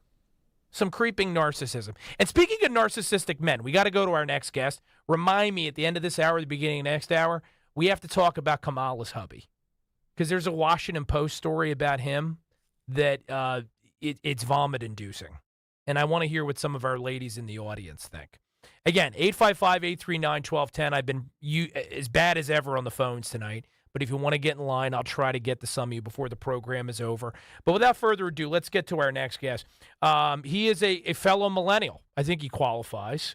He is a freshman legislator in the state of New Jersey. He is an assemblyman representing the 21st Legislative Districts, one of those rare deep red districts in the great state of New Jersey. But he has not been coasting since he's arrived in Trenton. He's been trying to shake it up, and he's here tonight to talk about what I think is a real sleeper issue in the 2024 election. What am I talking about? I'm talking about one of the worst outgrowths of the illegal immigration meltdown here in not just nationally, but in the Garden State and in Pennsylvania, the rise of human trafficking. I don't know if you saw it. The U.S. Department of Homeland Security announced earlier this week that they cannot account for 323,000. I'm going to say that again for those of you with hearing problems. 323,000 unaccompanied migrant minors who crossed the border between October 2018 in September 2021. And what happened in 2021? Joe Biden came into office. So what do you think it is now? There are hundreds of thousands of children that, because of what's happening down on our southern border, are lost. And God knows, I mean, I say this with all the seriousness in the world. If some of them are dead, that may be better than the fate that otherwise befell them. Because human trafficking, if you've ever heard from a survivor, it's modern day slavery. It's a nightmare. So let's talk to someone about it who is doing everything he can to fight this scourge. Assemblyman Mike Inganamort joins us on the Matt Rooney Show at 1210 WPHT. Mike, great to have you on the show. Good evening, Matt. How are you doing? I'm doing well, although I got to tell you, I'm a little bit queasy after digesting this report. I didn't hear about it until you flagged it. And why don't you tell us first and foremost where we can find you on social media, because you're pretty active. Absolutely. On Twitter, Facebook, Instagram, Mike Inganamort, MikeInganamort. And thank you for that. I try to be active on the socials, but that's just a snapshot of what we're doing every day, whether we're down in Trenton or running around this district, which I've been doing all weekend and I'll be doing all week. And this is a biggie that I know that your constituents care about, because one of the things I think that's important about this report is we've all heard of human trafficking. We know that it's a terrible thing. We know that it's ugly.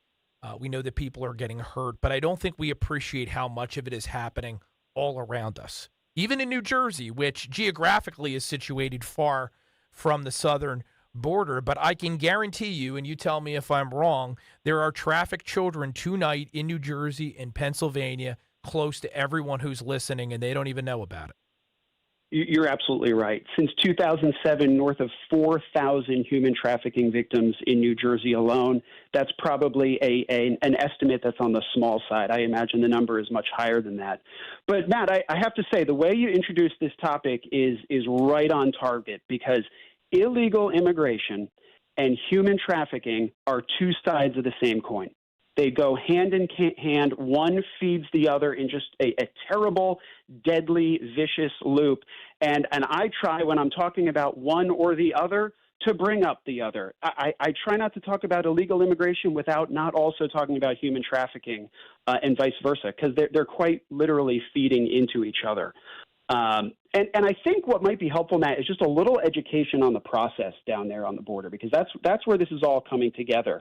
And I think you understand this, but I want to walk through it just a little bit. When a child is brought into the United States illegally, sometimes with parents, sometimes not, when that child reaches U.S. soil, he or she is supposed to be apprehended. They're supposed to be released to the Department of Health and Human Services. They're supposed to be connected to a sponsor in the United States. And then the final step is that the child is supposed to be given a date to appear in immigration court, basically to sort things out. That's basically the process that's been established, which, by the way, would be largely moot if we had a secure border. I mean, we wouldn't even be having this conversation, but we'll just stick to the current situation. The awful part of this, Matt, is two things.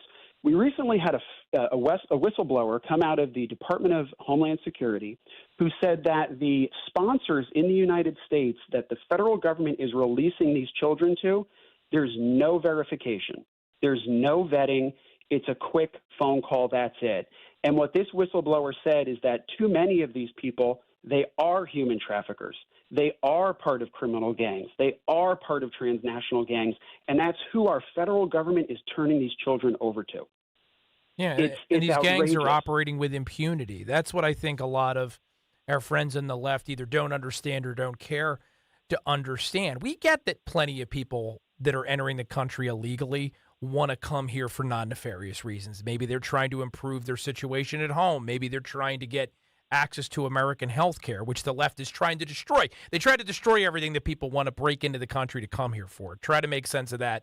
I can't. I know that you can't, Mike, and you're a very smart guy. But what it really does here is it allows bad actors to operate with impunity, and they know that they can. So they're turning this great country which used to pride itself on enforcing the rule of law and being a country of laws, into a playground for some of the worst human scum on the planet. And these human traffickers certainly qualify.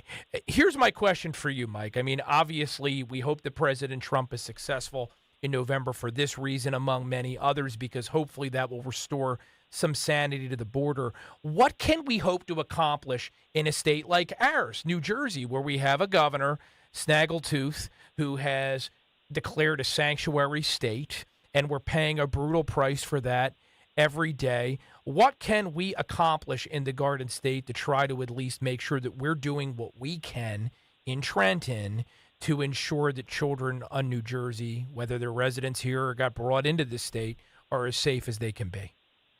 Yeah, great question, Matt. Well, listen, it's a few things. Number one, we obviously have to vote. We all have to get out and vote in this federal election, like you were discussing with your previous guest.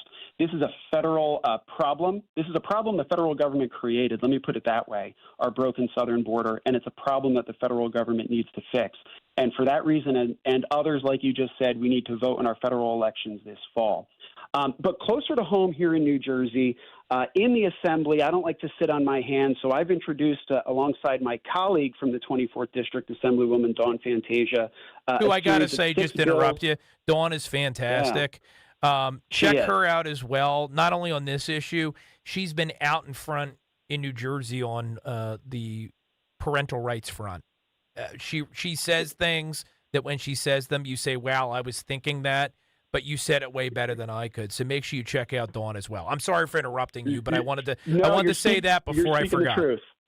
You're absolutely right, Matt, and I find myself saying that about Dawn very often myself down in Trenton.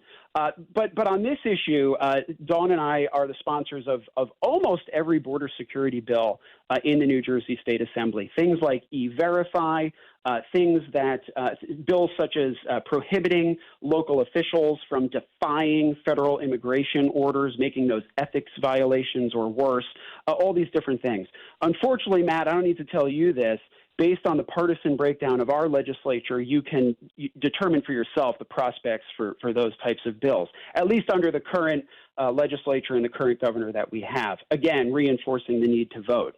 But where I'm going here, Matt, is there are things we can do on this human trafficking front. And I hope and pray that that issue is different than perhaps some of these immigration issues where we're just not making any progress with the Democrats in New Jersey and beyond. Because, I mean, come on, listen, we're talking about innocent children here who are being preyed on by the worst of the worst, just the worst people imaginable, gangs, thugs, traffickers, you name it, subjecting children to some of the most violent and vile criminal activities that you can possibly imagine. So I have two bills in the legislature. One would ensure that we expand the criminal code to hold responsible those people who are not only the ringleaders of these human trafficking rings and operations, but the guys behind the scenes pressing the buttons on the cash register making all the money. If you are attached to human trafficking financially in any way whatsoever, you're just as bad in my book. You should be held to account by the law in the state of New Jersey. We're working to get sponsors on that bill, and I'm optimistic we're going to get it moving. The second bill, Matt, is the Human Trafficking the Human Trafficking and Child Exploitation Prevention Act, which I introduced back in January. And this gets us a little bit more into the digital space because that's really a new frontier here. The border is where so much of these awful things happen physically, but it's on our computers, in our living room, in our basement, wherever we are, where children are preyed on digitally.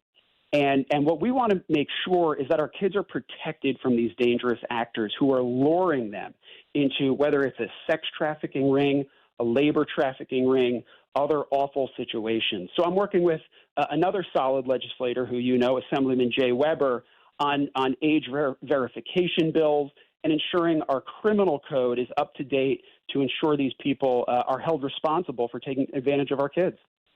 They're sitting ducks when they're online, and it's something I know you're a parent. My kids are very young. Yeah. The idea that we get it, even the best parents can only do so much with the current regulatory regime where online activity is concerned. So kudos to you, and yes, our friend of many years, Assemblyman Jay Weber, for trying to do something about it. And look, I'll take this opportunity to remind my friends on the right side of the river, even though we don't always vote to the right of Pennsylvania. We're on the right side of the Delaware. Next year, there's an election in New Jersey. We rightly spend much time on this program talking about the national elections coming up in just a couple of months. But New Jersey will select Phil Murphy's successor in 2025. So my fellow Garden State residents, you have an opportunity here to finally move things back in the right direction by making a superior choice next November. And I think that Assemblyman Ganamort has hit on a very key issue here, and here's why. Not only is it extremely important, but so often Republicans ignore the heart, right? That they want to sit down and talk about the details of policy and convince people why we're right and have a mental debate where we prove that we are factually correct. And that's important. I'm not saying we shouldn't try to do that. But let's face it, people are busy, people are distracted. You need to appeal to the heart just as much as the head. And this is an issue that I think appeals to both. You may not agree with everything that Donald Trump says or whoever the gubernatorial candidate for the Republicans is next year in New Jersey, and that's fine. That's how it works in a country of 320 million people.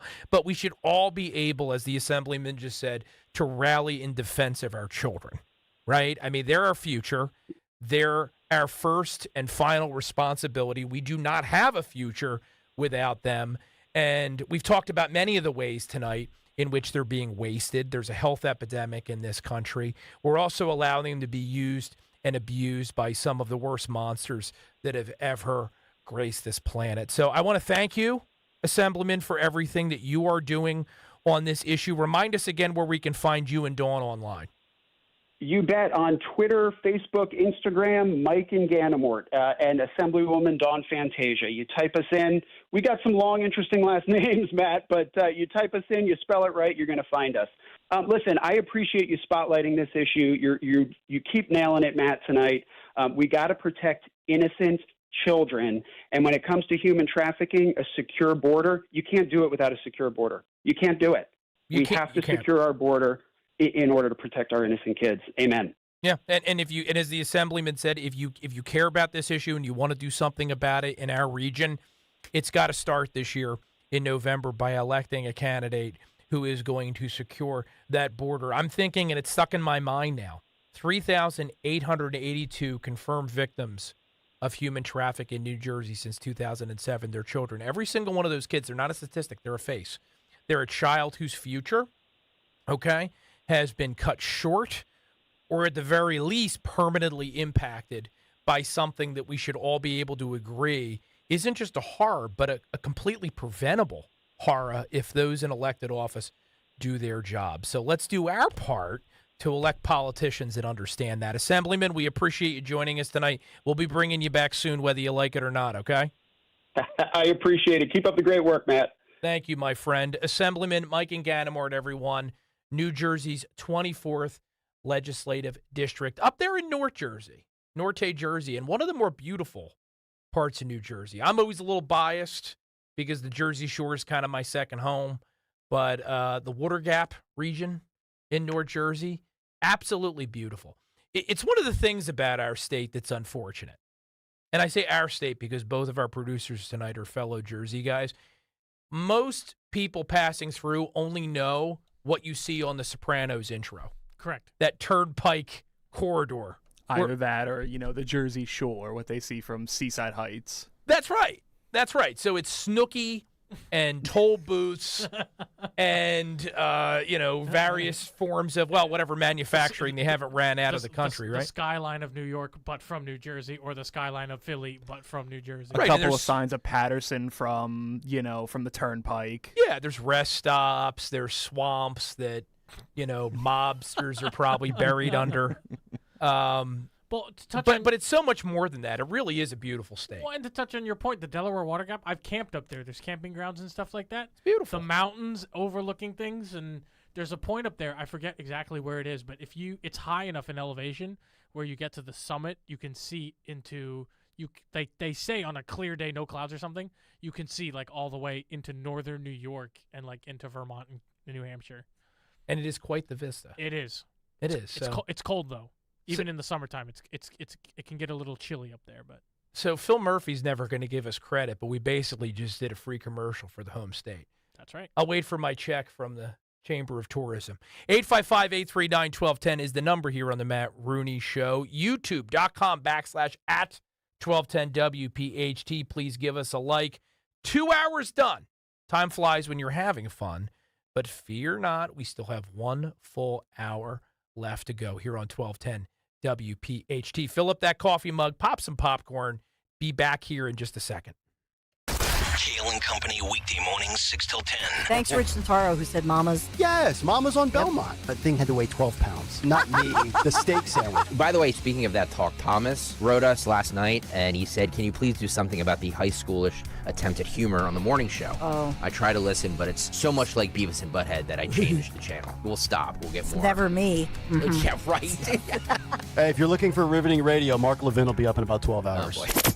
Start your day with Kale and Company, weekday mornings, 6 till 10 on Talk Radio 1210, WPHT, and the free Odyssey app.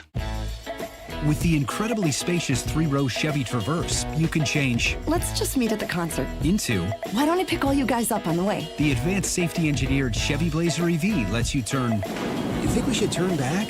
into full steam ahead. And with the affordable Equinox EV, keep an eye out for the next Charger, kids. Becomes get comfortable, kids. We'll be home in 4 hours. For summer adventures, Chevy's got you. Chevrolet, together let's drive. Wesley Financial Group is not a law firm. If you own a timeshare, don't miss this public service announcement from Chuck McDowell, founder of Wesley Financial Group. If you receive an unsolicited phone call or mail piece to discuss selling, renting, or especially canceling your timeshare, don't fall for it. If you really want out of your timeshare, hang the phone up immediately or throw that mail piece in the trash and contact your timeshare resort or Wesley Financial Group for assistance with your timeshare. As the only Inc. 500 timeshare cancellation company, our knowledge, experience, and results has made Wesley a trusted resource for over 40,000 families we've helped get out of their timeshare. Give us a call, and I'll send you our timeshare exit information kit free with the straight facts about your timeshare and all of your options for cancellation. Call for your free info kit, 800-513-4444. 800-513-4444. 800-513-4444. When you need to know, depend on KYW News Radio 103.9 FM. The feds are trying to stem the rise in identity theft that is costing Americans considerably more money this year than last year. A hurricane is drenching the east side of the Big Island, Hawaii. 2 astronauts who went to the space station on Boeing's Starliner are stuck there until they can catch another ride home. Get the latest anytime on KYW News Radio. Now on Crystal Clear 103.9 FM. You've never needed us more. What if being in recovery from a mental or substance use disorder was something we proudly showed the world? Millions of people are in recovery, sharing hope and support with family, friends, and community. Join the Voices for Recovery. For confidential information for mental and substance use disorders, call 1-800-662-HELP. Brought to you by the U.S. Department of Health and Human Services.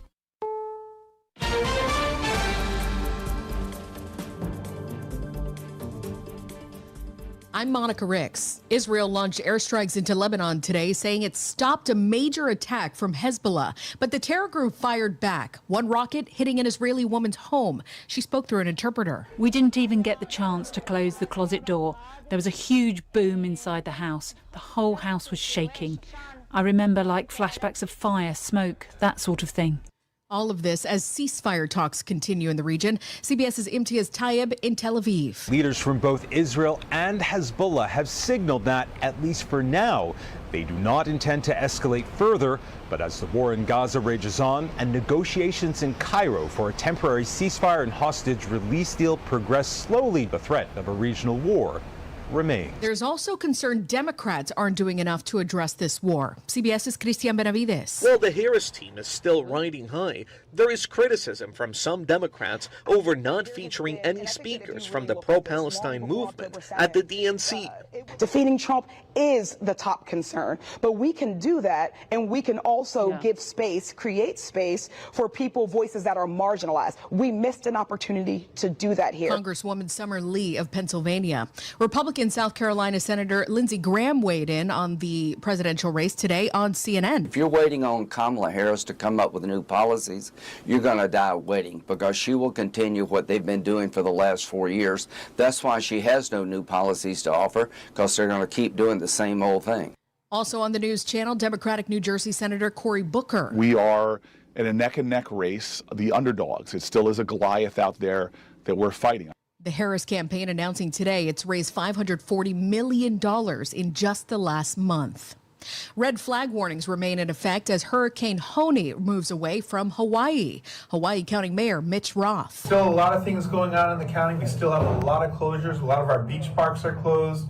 We have a whole bunch of roads. I think on the hazard map, we're showing about 21 roads throughout the county that have been closed. Tropical storm Hector also developing now in the eastern Pacific, but that's still well out at sea. Labor Day travel will be busy. CBS's Chris Van Cleve following all of it. AAA says domestic travel will be the focus this Labor Day weekend, trending up 9% over last year. The cost to fly is down about 6%, and gas prices are roughly 44 cents a gallon cheaper than this time last year. United Airlines expects Friday, August 30th, to be its busiest day of the long holiday weekend. Labor Day marking the unofficial end of summer. This is CBS News. Think O'Reilly Auto Parts for all your car care needs. Get the parts and service you need fast from the professional parts people at O'Reilly Auto Parts. WPHT, WPHT-HD, WOGL HD3 Philadelphia. From the Cherry Hill Volvo Studios, where relationships matter. Always live on the free Odyssey app. Live and local with Matt Rooney. On Talk Radio 1210, WPHT. Welcome back, boys and girls. Our numero trace for our bilingual listeners and viewers here at the Matt Rooney Show. Pleased, pleasured, delighted, all the things to be with you on this Sunday evening. Slightly balmy in the Delaware Valley, but nice all the same. It was a pretty good day to be outside so long as you were well hydrated. And we were at my house. We had the bouncy house out. Oh, wow. Yeah. We were doing it. The whole 9 yards. Was it somebody's birthday? No. We got a bouncy house for my son. Just have a bouncy house randomly on a Sunday? Well, I priced it out. Oh. Last time we had a birthday party, and buying one of these things relative to what you pay to rent them, no contest. So if you want me to do your next party, 1210 WPHT listeners. How's that for promotion? Is this like a full, like not like one of those like little Fisher Price, John? Like I'm talking like it's a full size one. It's that you run like the races in. So let's put it this way, and I'm being very nice here. I don't think any of the three of us are going to get in this thing. Gotcha. Okay. Understood. I'm not body shaming any of us, myself included, but no. Yeah, I mean it's pretty big size. Like you could fit. I think it's rated to have 8 to 10 kids in it. So this is the real deal. We don't mess around in the Rooney household. That's good. I mean, scallops, bouncy houses. It's a wonderland. Fun shirts. I mean, what more do you want out of childhood than to be my kid? Yeah. Maybe a dad that talks about politics a little less, but yeah. I mean, you take the bad with the good, right? Yeah. It's you got to find balance in life. That's what they say. You do have to find some balance, but not on this program, folks. We are unafraid to espouse a worldview which skews right, because that ideology represents the prescriptions to fix what is wrong in this country. And there's a lot wrong in this country. We've talked about a lot of it this evening. We're going to get into RFK Jr.'s endorsement of Donald Trump a little bit more later this hour with our panel for this evening, Dan Cerrucci of dancerrucci.com. And our good friend, Republican communications professional and frequent Fox News guest, Alex Wilkes. I don't know any Alice Wilkes. I'm looking over on YouTube, by the way, youtube.com/@1210WPHT at our comments section. People are discussing how old I am. Correct. Who said it? John said, Matt's a young buck, 40. Almost. I turned 40 this fall. The big 40. So someone else noted, I think he's the same age as Kale. That's right. I think Nick Kale and I, you're looking at me like funky. No. Kale and I are like the same age. That was my thinking face. I look younger than Kale because I have my hair. That's one thing I got over Nick. He's a very talented guy, but I win the hair contest. Yeah, well, he has a goatee, right? Does he have facial hair? Isn't that terrible? I don't know. I watch Nick like every darn day, and like I can't picture whether he has hair on his face or Hold not. on. Hold How is that? I don't know. We're going to find out. I think he does. I think he's got like a very. I think he. Yes, he does. He's like a very closely I'm shaved looking, thing. I'm looking at his picture on the podcast thing. He does have a. It's not very fluffy or bushy. No, it's well maintained. Nothing like Duck Dynasty or anything. No, or like me. I come in here looking a little feral some weeks. It's not too bad this week because I got a haircut recently, but yeah. So 4-0, ladies and gentlemen. Which I'm okay with the whole turning 40 thing. It's not really bothering me. That's good. So you're like, oh, midlife crisis, whatever. I mean, it's I choose not to look at it that way. Hair growing out of your ears and all that stuff. Yeah, the hair growing out of different places is a delight to behold. But this is a family program, so we ain't gonna get into that this evening. We'll leave that topic. We'll leave that to Sterling. Sterling gets into all that quirky stuff on his show. So that's coming up, by the way, in the 10 o'clock hour. Stay tuned to 1210 WPHT. Again, youtube.com/@1210 WPHT. Be sure to give us a like. Adeline says, you are fine whatever your age, Matt. Oh, Adeline, you're good for my self-esteem. I have to tell you. And then Mango Mush said, we had rope swings into the creek. One neighbor had a slip and slide. I don't think kids do fun things anymore, like fly off of a rope swing into a lake. I think my age cohort is probably the last generation that did that kind of stuff. I spent most of my days off from school in the woods if it wasn't a blizzard. With a knife and some flint and steel or something else dangerous? You had like a little pocket knife. You had a chemistry kit so we could like burn holes in things. Like a magnifying glass in the sunlight with the... Right. We had a fort. We'd always be building some kind of fort. Sure. I remember we made a little trap to catch river rats. And then what did you do with them? What'd you do with them? I'm not answering that question. I plead the fifth. But we were boys, and it was America, and we were free, and we rode our bikes all the time. And look, I mean, I think we switched from Atari to the original Nintendo. Yeah. When I was that age, so you had like Duck Hunt and the original Mario. But that was not something you did all day. This was before the age of the internet where you just streamed your consciousness into the ether and never emerged from it. And it was healthier. It was a healthier time to be alive, a healthier time Were you drinking to be a child. Were you drinking out of the garden hose? Drinking out of garden hoses. I don't know what generation, like, you hear a lot of older generations talk about drinking out of the garden hose. I don't know where, like, when does that stop? Like what generation stopped drinking out of a garden hose? All right, so, I mean, I graduated from 8th grade in 1999. Right? So I think I'm a millennial. I'm an older millennial, but I'm a millennial. I think by the time you get to Gen Z. I mean, I would classify myself. What's the cut? What would you say the cutoff for Gen Z is? For Gen Z? Isn't it like 97? Some people say it's like 97. It's like the late 90s, right? Like 96 or 97? I'll say this. In order to be Gen Z, you have to have no first-person recollection of 9/11. Okay, so I think I would qualify that's for a that common then. thread. I was in high school when 9/11 happened. I was 7 when it happened. I was 2. No, Right. I just turned 3. Right, so you're Gen Z. Yeah, I would say I drank out of the water, out of the hose when I was a kid. Well, you were probably just raised correctly, though. That's the thing. Yeah. Well, all right. So according to, there's a website, I've never heard of it, Bearsford. They have a list of stuff. Gen Z is 97 to 2012. Millennials are 81 to 96. Okay, that makes sense. Yeah. So like the cutoff is right there. Right. Yeah.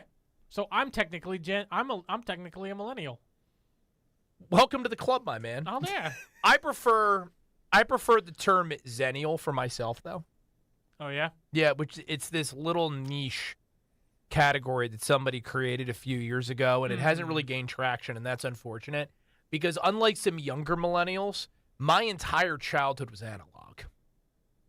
I did not have, I think maybe when I was a junior or senior, I had AOL Instant Messenger. Remember AOL Instant Messenger? You've got mail. Yeah. And there was that modem noise. I did not get a phone until I got a car, and when I did, it was only a little bit smaller than the Gordon Gekko phone from the 1980s. So my childhood, again, other than eventually getting like AOL Instant Messenger, was lived entirely offline. I did not have a social media account till college.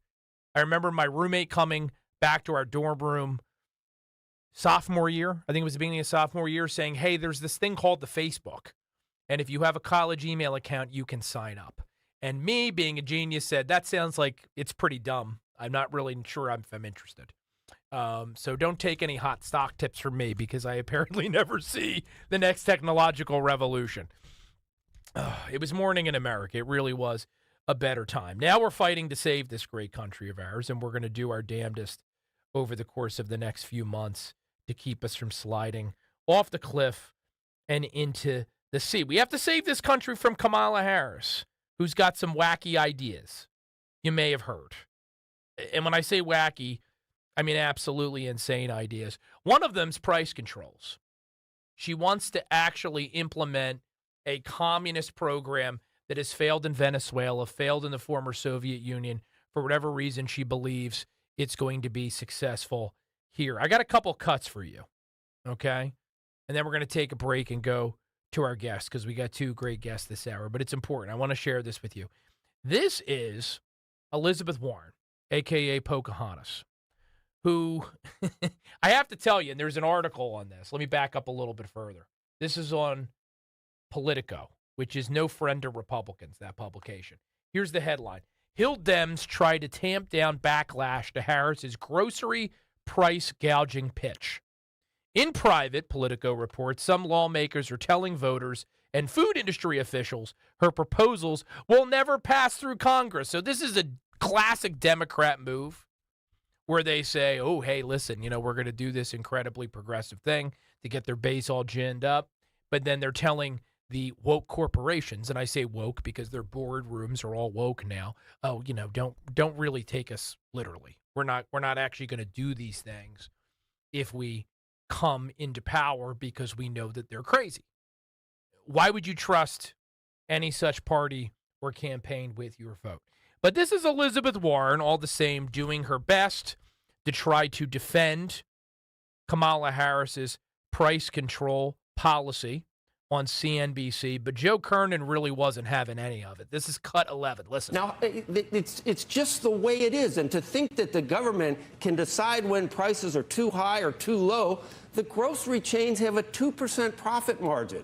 How about Apple with 50% or 40%? How do you decide? This is not the government's place to do these things. It's a fool's errand. And it also is you're using it to divert the real cause of inflation over the last 4 years, which was because you had demand after the pandemic, which obviously, there was a lot because we reopened, and all of a sudden there's supply chain issues, and the demand is juiced by all the stimulus from the IRA and all the other spending that we did.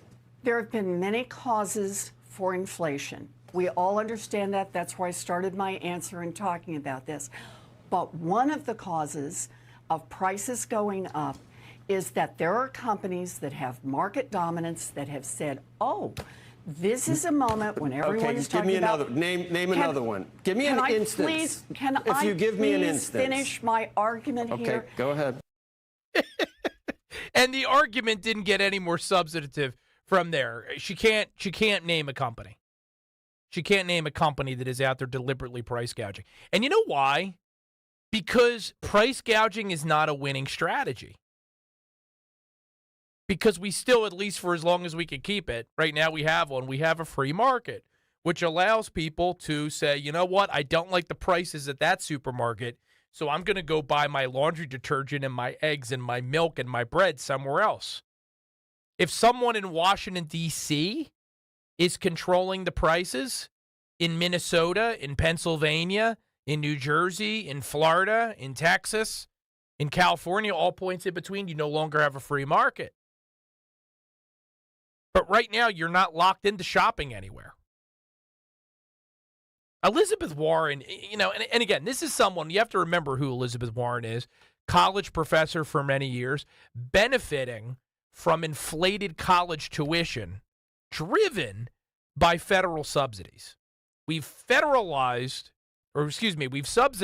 tuition at the federal level, giving people loans to go to college who have no business getting a college degree because it's just not what they're suited for, making it unaffordable for most middle-class Americans and putting kids for many, many years after they graduate into crippling debt. That's how Elizabeth Warren made her mint before she made it to the U.S. Senate. Is that someone you should be taking economic advice from? I'd sure as heck hope not. But the moral of the story is, folks, let's back up to 30,000 feet for a second here.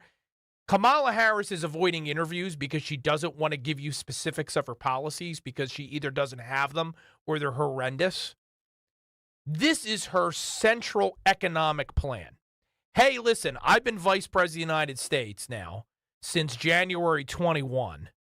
But now all of a sudden, even though I haven't tried it before, I've got this really cool idea to bring prices down. I'm not going to tell you anything else that I'm going to do other than giving away free money for millennials to buy houses and Gen Z to buy houses, which will inflate the housing market. But this is what she's presented to date. And we're only weeks from election 2024 seeing its first mail-in ballots go out to voters. And it's a disaster. That wasn't from Fox News, that interview with Elizabeth Warren. That's CNBC, folks. That's NBC. And Politico, as I already said, ain't no conservative publication. And they're reporting that congressional Democrats are already distancing themselves from this disaster. Does this sound like a winning campaign? Does this sound like a presidential candidate that's running away with it? I sure as heck think not. Don't believe the propaganda. Don't believe what you're hearing from Nate Silver and 538 and the other talking heads of most of these channels and stations. It's not accurate. It's not a true reflection of the state of play out there. You can trust your old pal Matt. I'd never lead you astray, at least not knowingly. Would never do that. Remember, youtube.com/@1210WPHT. Quick break. And when we return, our panel, Alex Wilkes, Dan Cerrucci. I'm all here for it. I hope you are too here on the Matt Rooney Show. Attention! If you owe money to the IRS, this is an urgent message. The IRS is cracking down by sending out heart-stopping letters, aggressively garnishing paychecks, seizing bank accounts, and putting liens on homes and businesses. They call it enforced compliance, and you better watch out because penalties and interest on unpaid taxes compound daily, making it seem impossible to ever get out of debt. Don't let the tax debt destroy your life. You need to call Optima Tax Relief, the #1 tax resolution firm. They're experts in the Fresh Start Initiative, one of the biggest breaks that the IRS has ever offered. If you qualify, you could save thousands. Optima's resolved over $1 billion of tax debt for their clients. A+ rated with the Better Business Bureau, they'll fight to get you the best deal possible. Call Optima now for a free consultation. Call 800-354-2840. 800-354-2840. 800-354-2840. Optima Tax Relief. Some restrictions apply. For complete details, please visit OptimaTaxRelief.com. This is Dr. Marianne Ritchie. Tune in to Your Radio Doctor every Saturday afternoon at 5 here on Talk Radio 1210 WPHT for the latest healthcare news and information because your health is your wealth. That's Your Radio Doctor, Saturdays at 5. I believe in you. Just 4 simple words, but to a child in need, they mean the world. I believe in you means you have potential. You are special. You matter. When you become a child sponsor with Save the Children, you're saying, I believe in you. You are smart. You're capable. You will overcome obstacles that most can't imagine. Your sponsorship says to a child, I believe that you deserve a successful start to life and a solid foundation to build upon. I believe you're worthy of good nutrition, quality healthcare, and the opportunity that education unlocks. Becoming a Save the Children sponsor sends a powerful message of support. It says, I am here for you, to lift you up, to cheer you on, and to celebrate your success. Because when you believe in a child, you empower them to believe in themselves. I believe in you. Just 4 simple words that can bring hope, that can change a life. Visit sponsor.savethechildren.org today and tell a child in need, I believe in you. Don't miss The Education Show with Dom Giordano every Sunday morning at 5:30. Find out how you can help your child or grandchild succeed. Sponsored by New Hope Academy.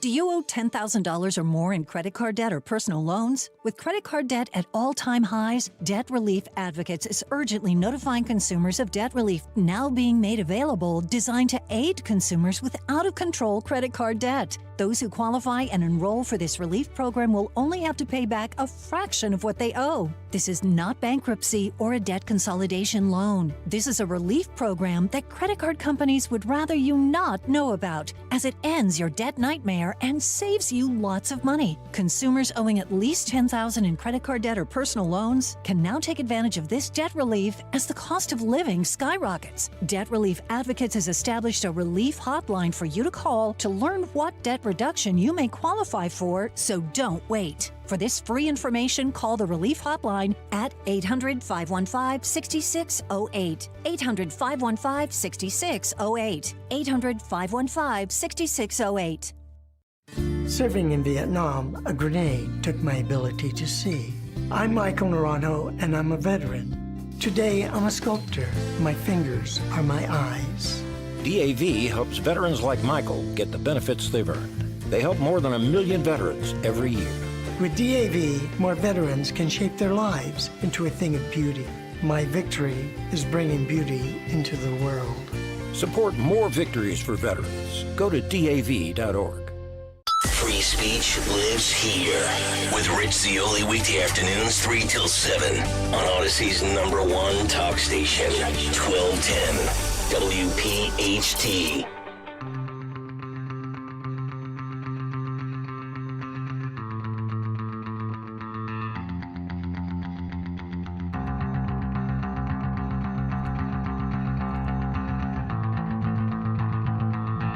Kamala Harris's resume might be the worst of anyone's you've ever seen.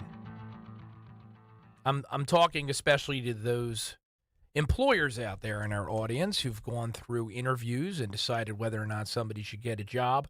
I mean, what has she ever been entrusted with that she's executed successfully?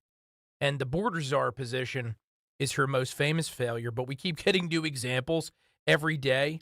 You may have heard there are 2 astronauts that are stuck in space. NASA's telling us they're not going to be able to be home until February 25.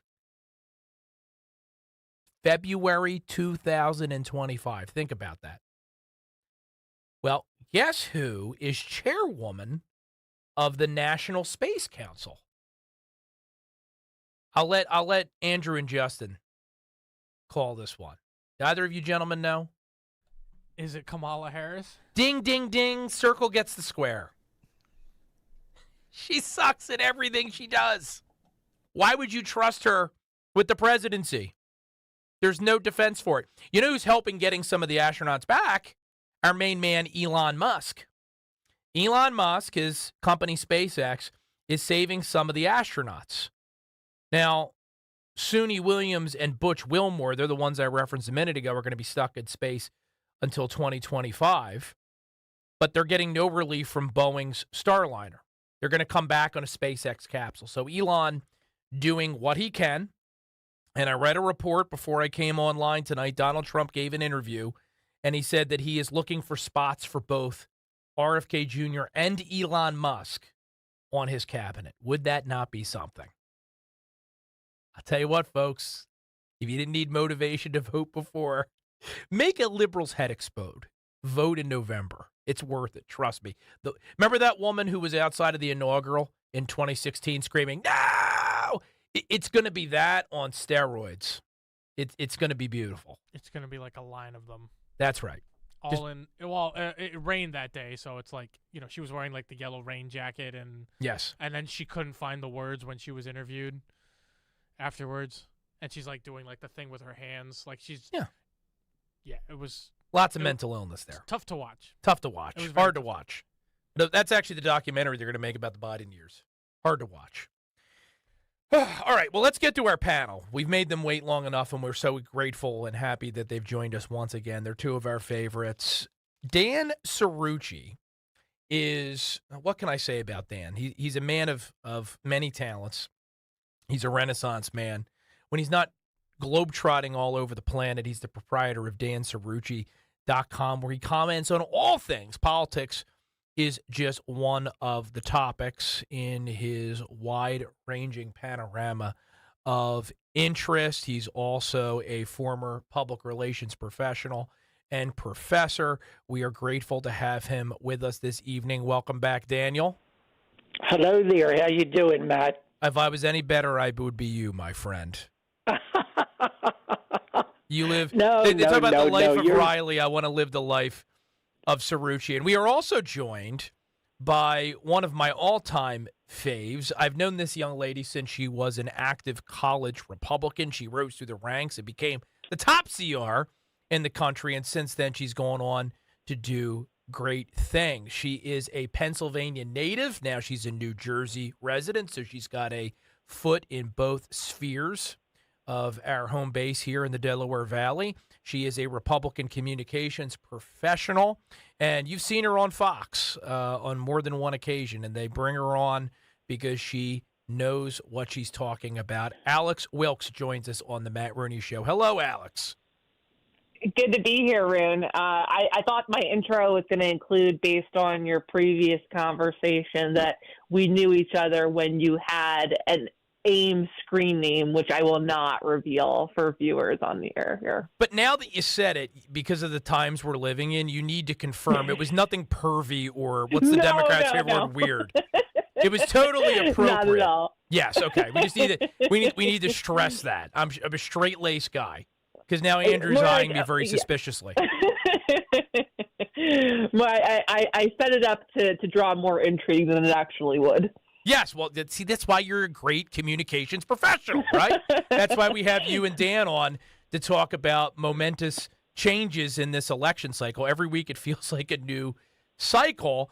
And now we've got RFK Jr., a Kennedy, the Kennedy, really. He's the heir of Camelot, endorsing Donald Trump. Dan, I want to go to you first because not to single you out here on this program with tons of millennials and Gen Zers, but you're the only one here that can actually remember the Kennedys when they were in their prime. What is it like? Absolutely. In fact, I met both JFK and RFK. I met both Jack and Bobby. You met both of them? Yes, absolutely. Right in Camden, New Jersey, when they came to Camden, I was right up there. I was brought right up to the podium to meet both of them. Yep. Mm-hmm. And at separate times, but both of them. And they were magnetic personalities, obviously. But you're pretty good at assessing that, and you could feel it when you met them. Oh my God, absolutely. JFK was the most charismatic politico I ever met. The only one that came close, I would have to say, was Ronald Reagan. Ronald Reagan was pretty close, absolutely. Yeah, which that's really saying something to compare someone to the great communicator himself. So it's a seismic event in American politics. I think the media, Alex, is doing everything they can to try to downplay this, and I think we can understand why, because this is not good news for Harris Waltz. Do you agree with me? Do you think that this is a significant turn in the race for president? I do agree. I mean, first, just on a short-term basis, it's kneecapped a lot of that glow coming out of the convention, which I actually thought was pretty underwhelming from a content standpoint and from like the normal celebrity fanfare you see from Democrats. It seemed a lot of it to be engineered, and that's not to say we shouldn't take Kamala Harris seriously. We absolutely should. I just, I personally was not as impressed, but to the extent that the mainstream media was going to give her this, grand trophy at the end, this news definitely got in the way. And look, I think that in the long term, it does have serious implications in swing states where RFK Jr. has told his supporters that he's going to be withdrawing from the ballot and to support Donald Trump. I think that, the question is always with these third-party candidates, what are the reasons why people are voting for them? Is it simply a protest vote against the two established parties? Is it for some other reason? And from what I can tell, just from knowing RFK Jr. supporters, from listening to many of his speeches, watching a lot of his supporters online, they are dedicated to the issues that he represents, which are niche issues that not everyone is talking about. Things like food safety, things like medical freedom. These are not things that you hear often from politicians and from people out there. So I personally think that to the extent that there's going to be any sort of transference of that political power, it's going to come from that grassroots for whom those issues are so important that they think to themselves, if this is the way in, if Trump is the way in to get some of my views in the places that matter, this is what I'm going to do if I'm in Arizona or if I'm in Georgia or if I'm in any of these places. You couldn't be more right, and I think you raise an explored point here, Alex, which is that you're a millennial. Are you millennial or Gen Z? Actually, you're millennial because you're not that much I'm younger a millennial. than me. It's because she looks way younger than I do, right? But we know so many young parents that the issues that RFK Jr. is invoking throughout his campaign, now former campaign, and continues to talk about today, these are their major issues. They may not pop to the top of any polling survey that you hear about on the Sunday shows, but I know so many young moms, for instance, in my life that are concerned about what their kids are eating. They're not anti-vaxxer, as they're frequently dismissed, but they're concerned about these vaccination schedules. Like, hey, why are we now giving these kids all of these vaccines all at once when we weren't doing that 5 years ago?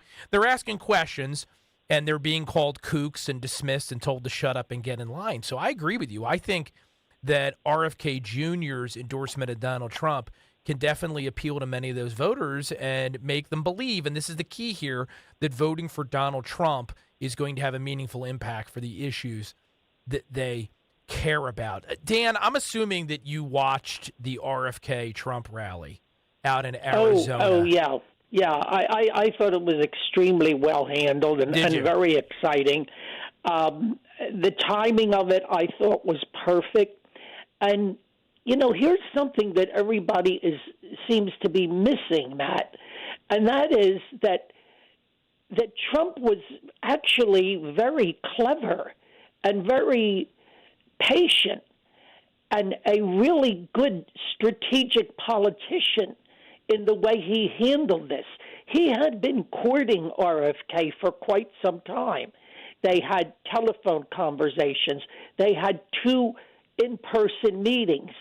But Trump, he didn't boast about it. He didn't brag about it. He didn't let the cat out of the bag. He gave Bobby time and space. He was respectful. He respected him. He was patient. He was strategic. He was shrewd. And he was also shrewd to know that he could gain by having his support. And also having him drop out of the battleground states, but stay in the other states, thus saving face for Bobby. So here's the thing, Matt. All these people that are saying that Trump is capricious, he's not disciplined, he shoots off, from the top of his head, he's liable to do anything. You never know what he's going to say, blah, blah, blah. None of this was evident in the way he handled this. This was a master stroke. It was calculating. Okay? It was Game of Thrones-esque. Absolutely. And we saw some of this from Donald Trump in his first term in foreign affairs. He doesn't get credit for being the tactician that he often is. And something I've noticed in recent weeks, let's start with Alex. I mentioned it earlier in the program. There's no doubt that the Trump campaign was having a little trouble finding its footing with messaging after the switcheroo going from Biden to Harris. I mean, it makes sense, right? You've been running against Joe Biden for not just months, but years. All of a sudden, this massive campaign, which is like a train heading down the tracks, you need to slow it down, divert it, send it in a different direction. I guess there was bound to be some dislocation. But in that Arizona speech and in Trump's social media in recent days, it does feel like to me, Alex, he's restored some message discipline. Yeah, and just to be clear with everyone, a presidential campaign, an organization of that size, whether it's conventional or unconventional, and I think of course, the Trump campaign has professionalized in very important ways in the last couple of years that have helped him get to where he is right now. Any organization of that size is not a nimble one, right? That's not one where you can just turn the spigot on, turn the spigot off, and it's all gonna flow the way you want it to. When you have been campaigning and hundreds of millions of dollars against one man and then have it swapped out overnight, that's a huge sea change. And so I do think that there was a little bit of time where clearly they were trying to see what lines of attack work, what strategy they should use on the road, how they should deploy J.D. Vance, who became, I think a really new and very articulate vector for the Trump campaign to then throw out there into the media and against Kamala Harris. But I do see a sharpening up of that message. You do see that they are pairing the Kamala Harris record with the barbs and the fun and the I guess the unexpected that people come to the Trump show to watch. And I mean that in a positive way. No, when you go there, you want some spectacle. I know you were at the Wildwood rally. I was at the Wildwood rally. That was my second career Trump rally. Part of the reason you're going is because it is the greatest show on earth. There's nothing quite like it. That's exactly right. And I think that, so like for people who kind of in a knee-jerk way said right after Joe Biden bowed out, oh, we got to get Trump to stick only to policy. We got to just have him on policy. That's never going to be Donald Trump. And the more you try to put Donald Trump in a box, the worse the outcome is going to be. I think that this new structure where they are very much honing in all of that opposition research, I mean, you got to imagine they have to take tomes of material about this woman from her time in California to her time as vice president. They're digging up these clips. You see a new one every day. Every day on Twitter, you see a new clip of Kamala Harris saying something crazy, something insane. That takes time. You cannot produce that overnight. So now that they're getting that all together and they've sent, Donald Trump back out on the road, they've sent J.D. Vance out there, you get a little bit of the showmanship, but you also get that substance that you're going to need to convince voters in soft parts of the country that Donald Trump is worth a second bet. You nailed it. I would add, though, Matt, that to come up with a different thing that she said every day, while it may be fun and interesting, I think it would be better if they zeroed in on the 2 or 3 most potent, most damaging things and repeated the hell out of them exhaustively. Because, we have an old saying in public relations. First, you got to tell them that you're going to tell them, then you got to tell them, then you got to tell them that you told them. That's the way you get the message across. Well, I'll tell you what, Dan, too, I wonder sometimes, I think Alex is right. I wonder sometimes, though, if part of the challenge here is that Kamala Harris has said so many absolutely bonkers things that people almost don't believe in. And I'm not saying they suspect that all of these Kamala Harris clips from the vault or AI or anything like that. But it almost gets to a point where people assume there's more to the story because Americans, we're not as cynical as maybe sometimes we're given credit for being, right? We still, I think, want to assume that the people trying to lead us aren't completely corrupted, and we don't want to actually believe that somebody, for example, is proposing genuine communism here in our country. Here it happens to be the case. I want to play a clip if I can, because Alex, I know you brought up J.D. Vance. I'm glad you did. I think that he has been the unsung hero of this campaign to date. He got a lot of grief out of the gate because the left doesn't like him for obvious reasons. Here he is absolutely shredding the Harris narrative on immigration on Meet the Press. If you want to get control of the illegal immigration problem, you have to stop the bleeding. You have to stop so many people from coming here illegally in the first place. And that means undoing everything that Kamala Harris did practically on day one of the administration. You have to reimpose deportations. You have to stop catch and release. Stop granting asylum to every single person who comes in here and says that they need asylum, and stop granting mass parole. These policies are why we have the immigration crisis that we have. So I think focus on fixing the problem. Before we even fix the problem, we've got to stop the problem from getting worse. He speaks with so much clarity, Alex, but he never gives you the impression he's speaking down to you, even though he's clearly a very intelligent person. I know Tim Walz is out there making fun of Yale.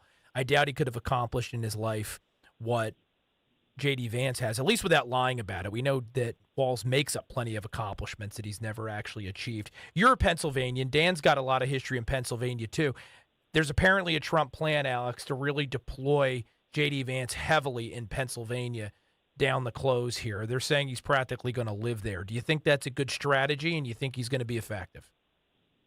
I think that Pennsylvania is the perfect place for someone like J.D. Vance to go and to really bring to highlight many of the forgotten men and women, which is a constant theme of the Trump campaign. It's a great way to stay on message, to highlight the ways in which an elitist agenda brought to you by Kamala Harris and all of the people who came before her have really blown out some of these towns in Pennsylvania, places that are really important to me, places that places where I was born, my family lives, who were devastated by some of the trade deals of the 90s and never really recovered. So I think that deploying him to a place like Pennsylvania where he can take that rural experience and speak to people in a way, like you said, that's relatable, that they can understand. I think that is one, tactically a good political position for the campaign. But from a communications perspective, what's great about J.D. Vance is that there's two sides to the coin, right? Because he has that relatability factor. He has that background, that shared background with a lot of Pennsylvanians who are suffering right now. He also, on the other hand, is a Yale-educated lawyer who goes back at the media in all their smugness and with all of their Ivy League degrees that apparently Tim Walz has a problem with now. And, I mean, he just shreds them, like he guts them like a fish, but does so in not a nasty way, but I think in a very, very tactical way that people can see him unpacking the lies and unpacking the bias of the question. He does it exactly how we try to train all of our candidates to do in media training. He really provides. He has some great clips for us professionals to use with some of our candidates down the line. Well, I almost wonder, guys, and Dan, you can answer this one, if the media kind of did Trump Vance a favor by making J.D. Vance, at least on paper, appear toxic right out of the gate. Most people, I think, read something or heard something negative about J.D. Vance in this campaign before they actually had an opportunity to experience him on the trail. Now we're going to have a vice presidential debate, and he's going to be juxtaposed against this creepy, lying weirdo, I'll use their favorite word, from Minnesota. And I think it's going to be, I know I'm biased, but I think it's going to be a very favorable comparison for the Republican ticket. Well, they jumped all over Vance. They jumped all over him. They didn't even give him a chance. But I think the thing with Vance that he's got to be careful about, he's got this, and I love it, he's got this tremendous rat-a-tat, Yale-educated lawyer ability, to knock down arguments and go for the jugular and go right after his opponent. But I would try to soften him a little and make him a little bit more, in the Clinton mold of I feel your pain, particularly when we put him in small-town Pennsylvania and we put him in front of older women, because older women who hear his story and see him live and close up and look into those vivid baby blue eyes of his, okay? They're going to just want to put their arms around him if he projects in the right way, which I think he's capable of doing.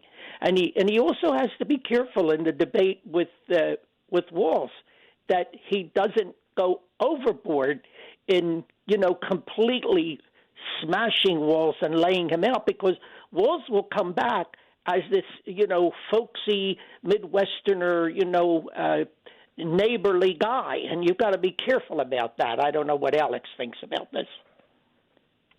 Alex, I know you were going to jump in there. Is Dan right? Do we have to worry about J.D. Vance not overdoing it on the trail and in this debate? Well, look, I think that he wants to. He's going to face the same challenge that every candidate has every cycle, but just at a magnified, national stage, which is staying true to himself and to his core story and beliefs, while then also kind of handling that greater scrutiny from above. But going back to that story, the one thing I did want to add was that, and I don't know if the same has been true for you, Matt, or Dan, but in terms of his autobiography, Hillbilly Elegy, which if you haven't read it, you absolutely should. I read it in the wake of the 2016 election, right when it came out, and it was hot and people were discussing it. So, not just picked it up lately, but it is worth your time, even if you pick it up now.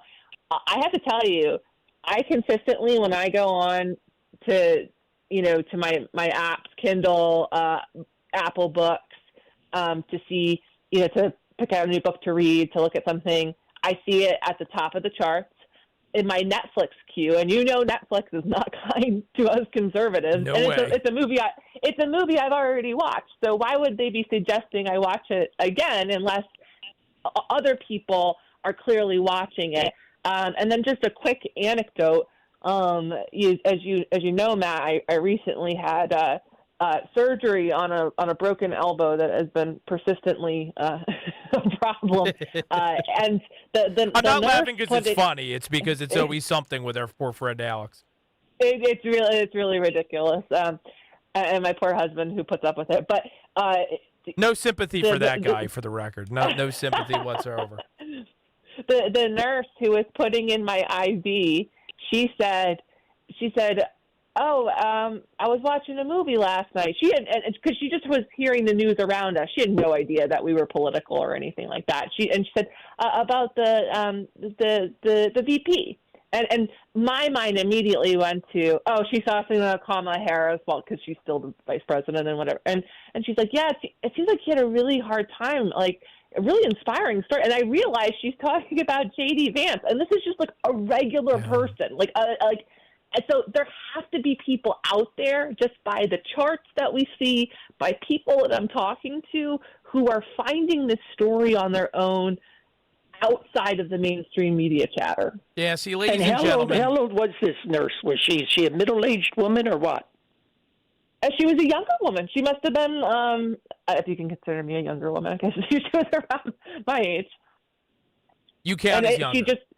I counted younger. She said that she was just flipping around Netflix and found the movie and was really moved by his story. And she did not.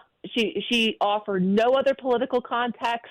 There was nothing about the situation that at all, lent itself to a political discussion. I was getting an IV plan. So. That's what I mean. His story really resonates with women.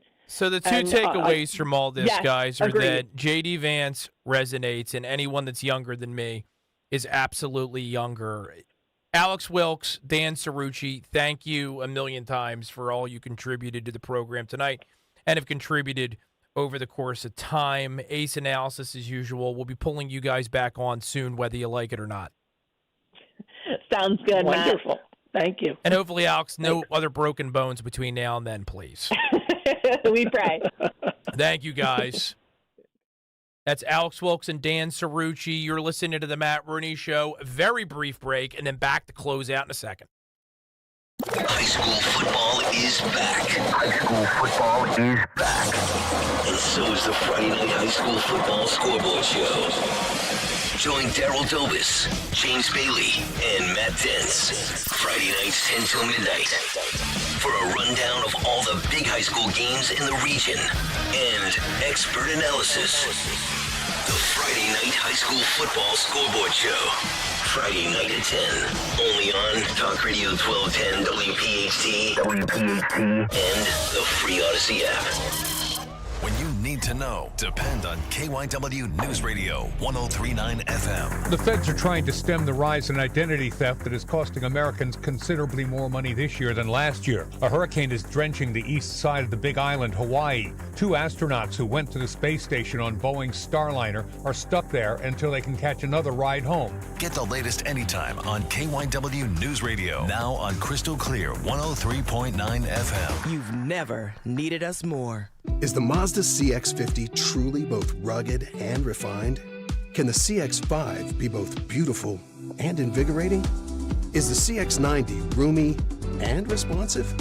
And is the CX-30 both stylish and safe? Good questions. Find out with Mazda all summer long.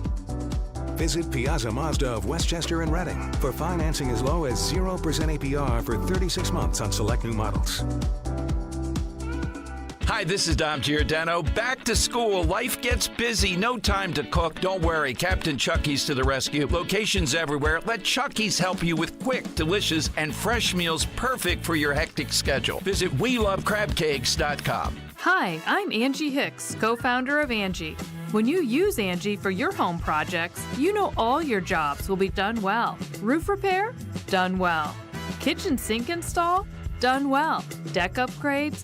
Done well. Electrical upgrade? Done well. Angie's been connecting homeowners with skilled pros for nearly 30 years, so we know the difference between done and done well. Hire high-quality, certified pros at Angie.com.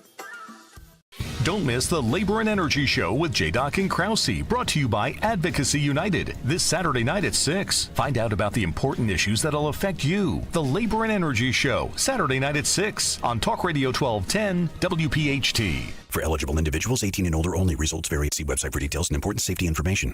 How are your hearing aids sounding now? A little tinny. Okay, 2 seconds. With Jabra Enhanced Select's premium package, better hearing doesn't happen in a doctor's office. It happens at home. All done remotely from initial testing to adjustments. How are they sounding now? Fantastic. So much better.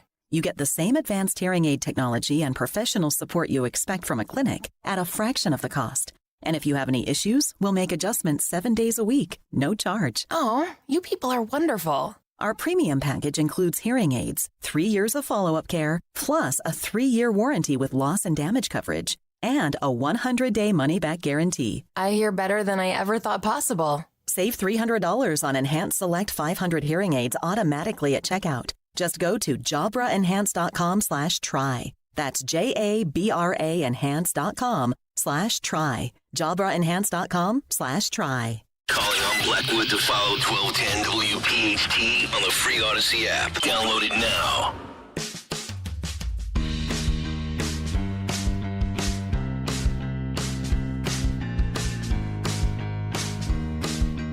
If everything we covered on tonight's show didn't somehow do it for you, I've got one more to make your head spin.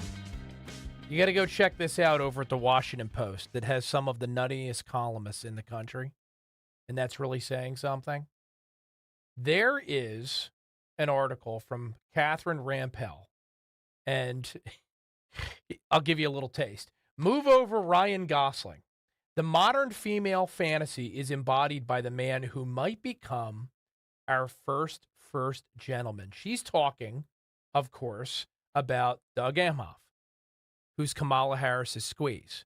The entire article is about how he is a progressive sex symbol, a modern female fantasy. I kid you not. This is actually published in a major newspaper. Now, remember, this guy just isn't Kamala Harris's husband. He's someone that it's been reported that he once knocked up a nanny and destroyed his marriage, right? And then since then, he's been touted by the left in the run-up to this election as a model for progressive males because of his advocacy for abortion. Well, I'm sure when you live your life like that, being guided around by a prominent part of your anatomy, and that makes all your decisions for you, I suppose you would be pro-abortion. You'd almost have to be. We're going to get into this on another show soon because it deserves more time than we have left. I have a theory about leftist women. Part of the reason why they have such a dim view of masculinity and the patriarchy, as they call it, is because they gravitate towards men who aren't really very manly. Right? Bill Clinton and Doug Emhoff and men that behave like them aren't suffering from too much manliness. They don't have enough manly virtue. They're children and pervs, and they behave like it.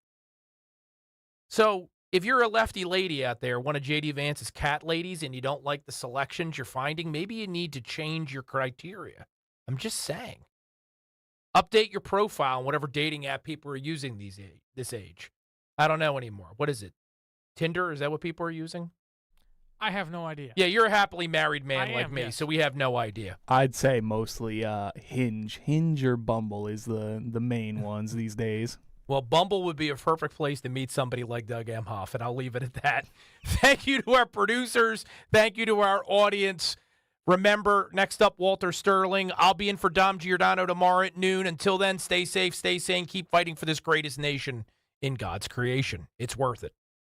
Hi, this is Dom Giordano. Join me this Friday at our summer White House Mulligan Shore Bar, 310 West Hildreth Avenue in Wildwood. We will have great food, great drink, and we're going to be joined by Broad Street Bullies legend Joe Watson, the great Thundercat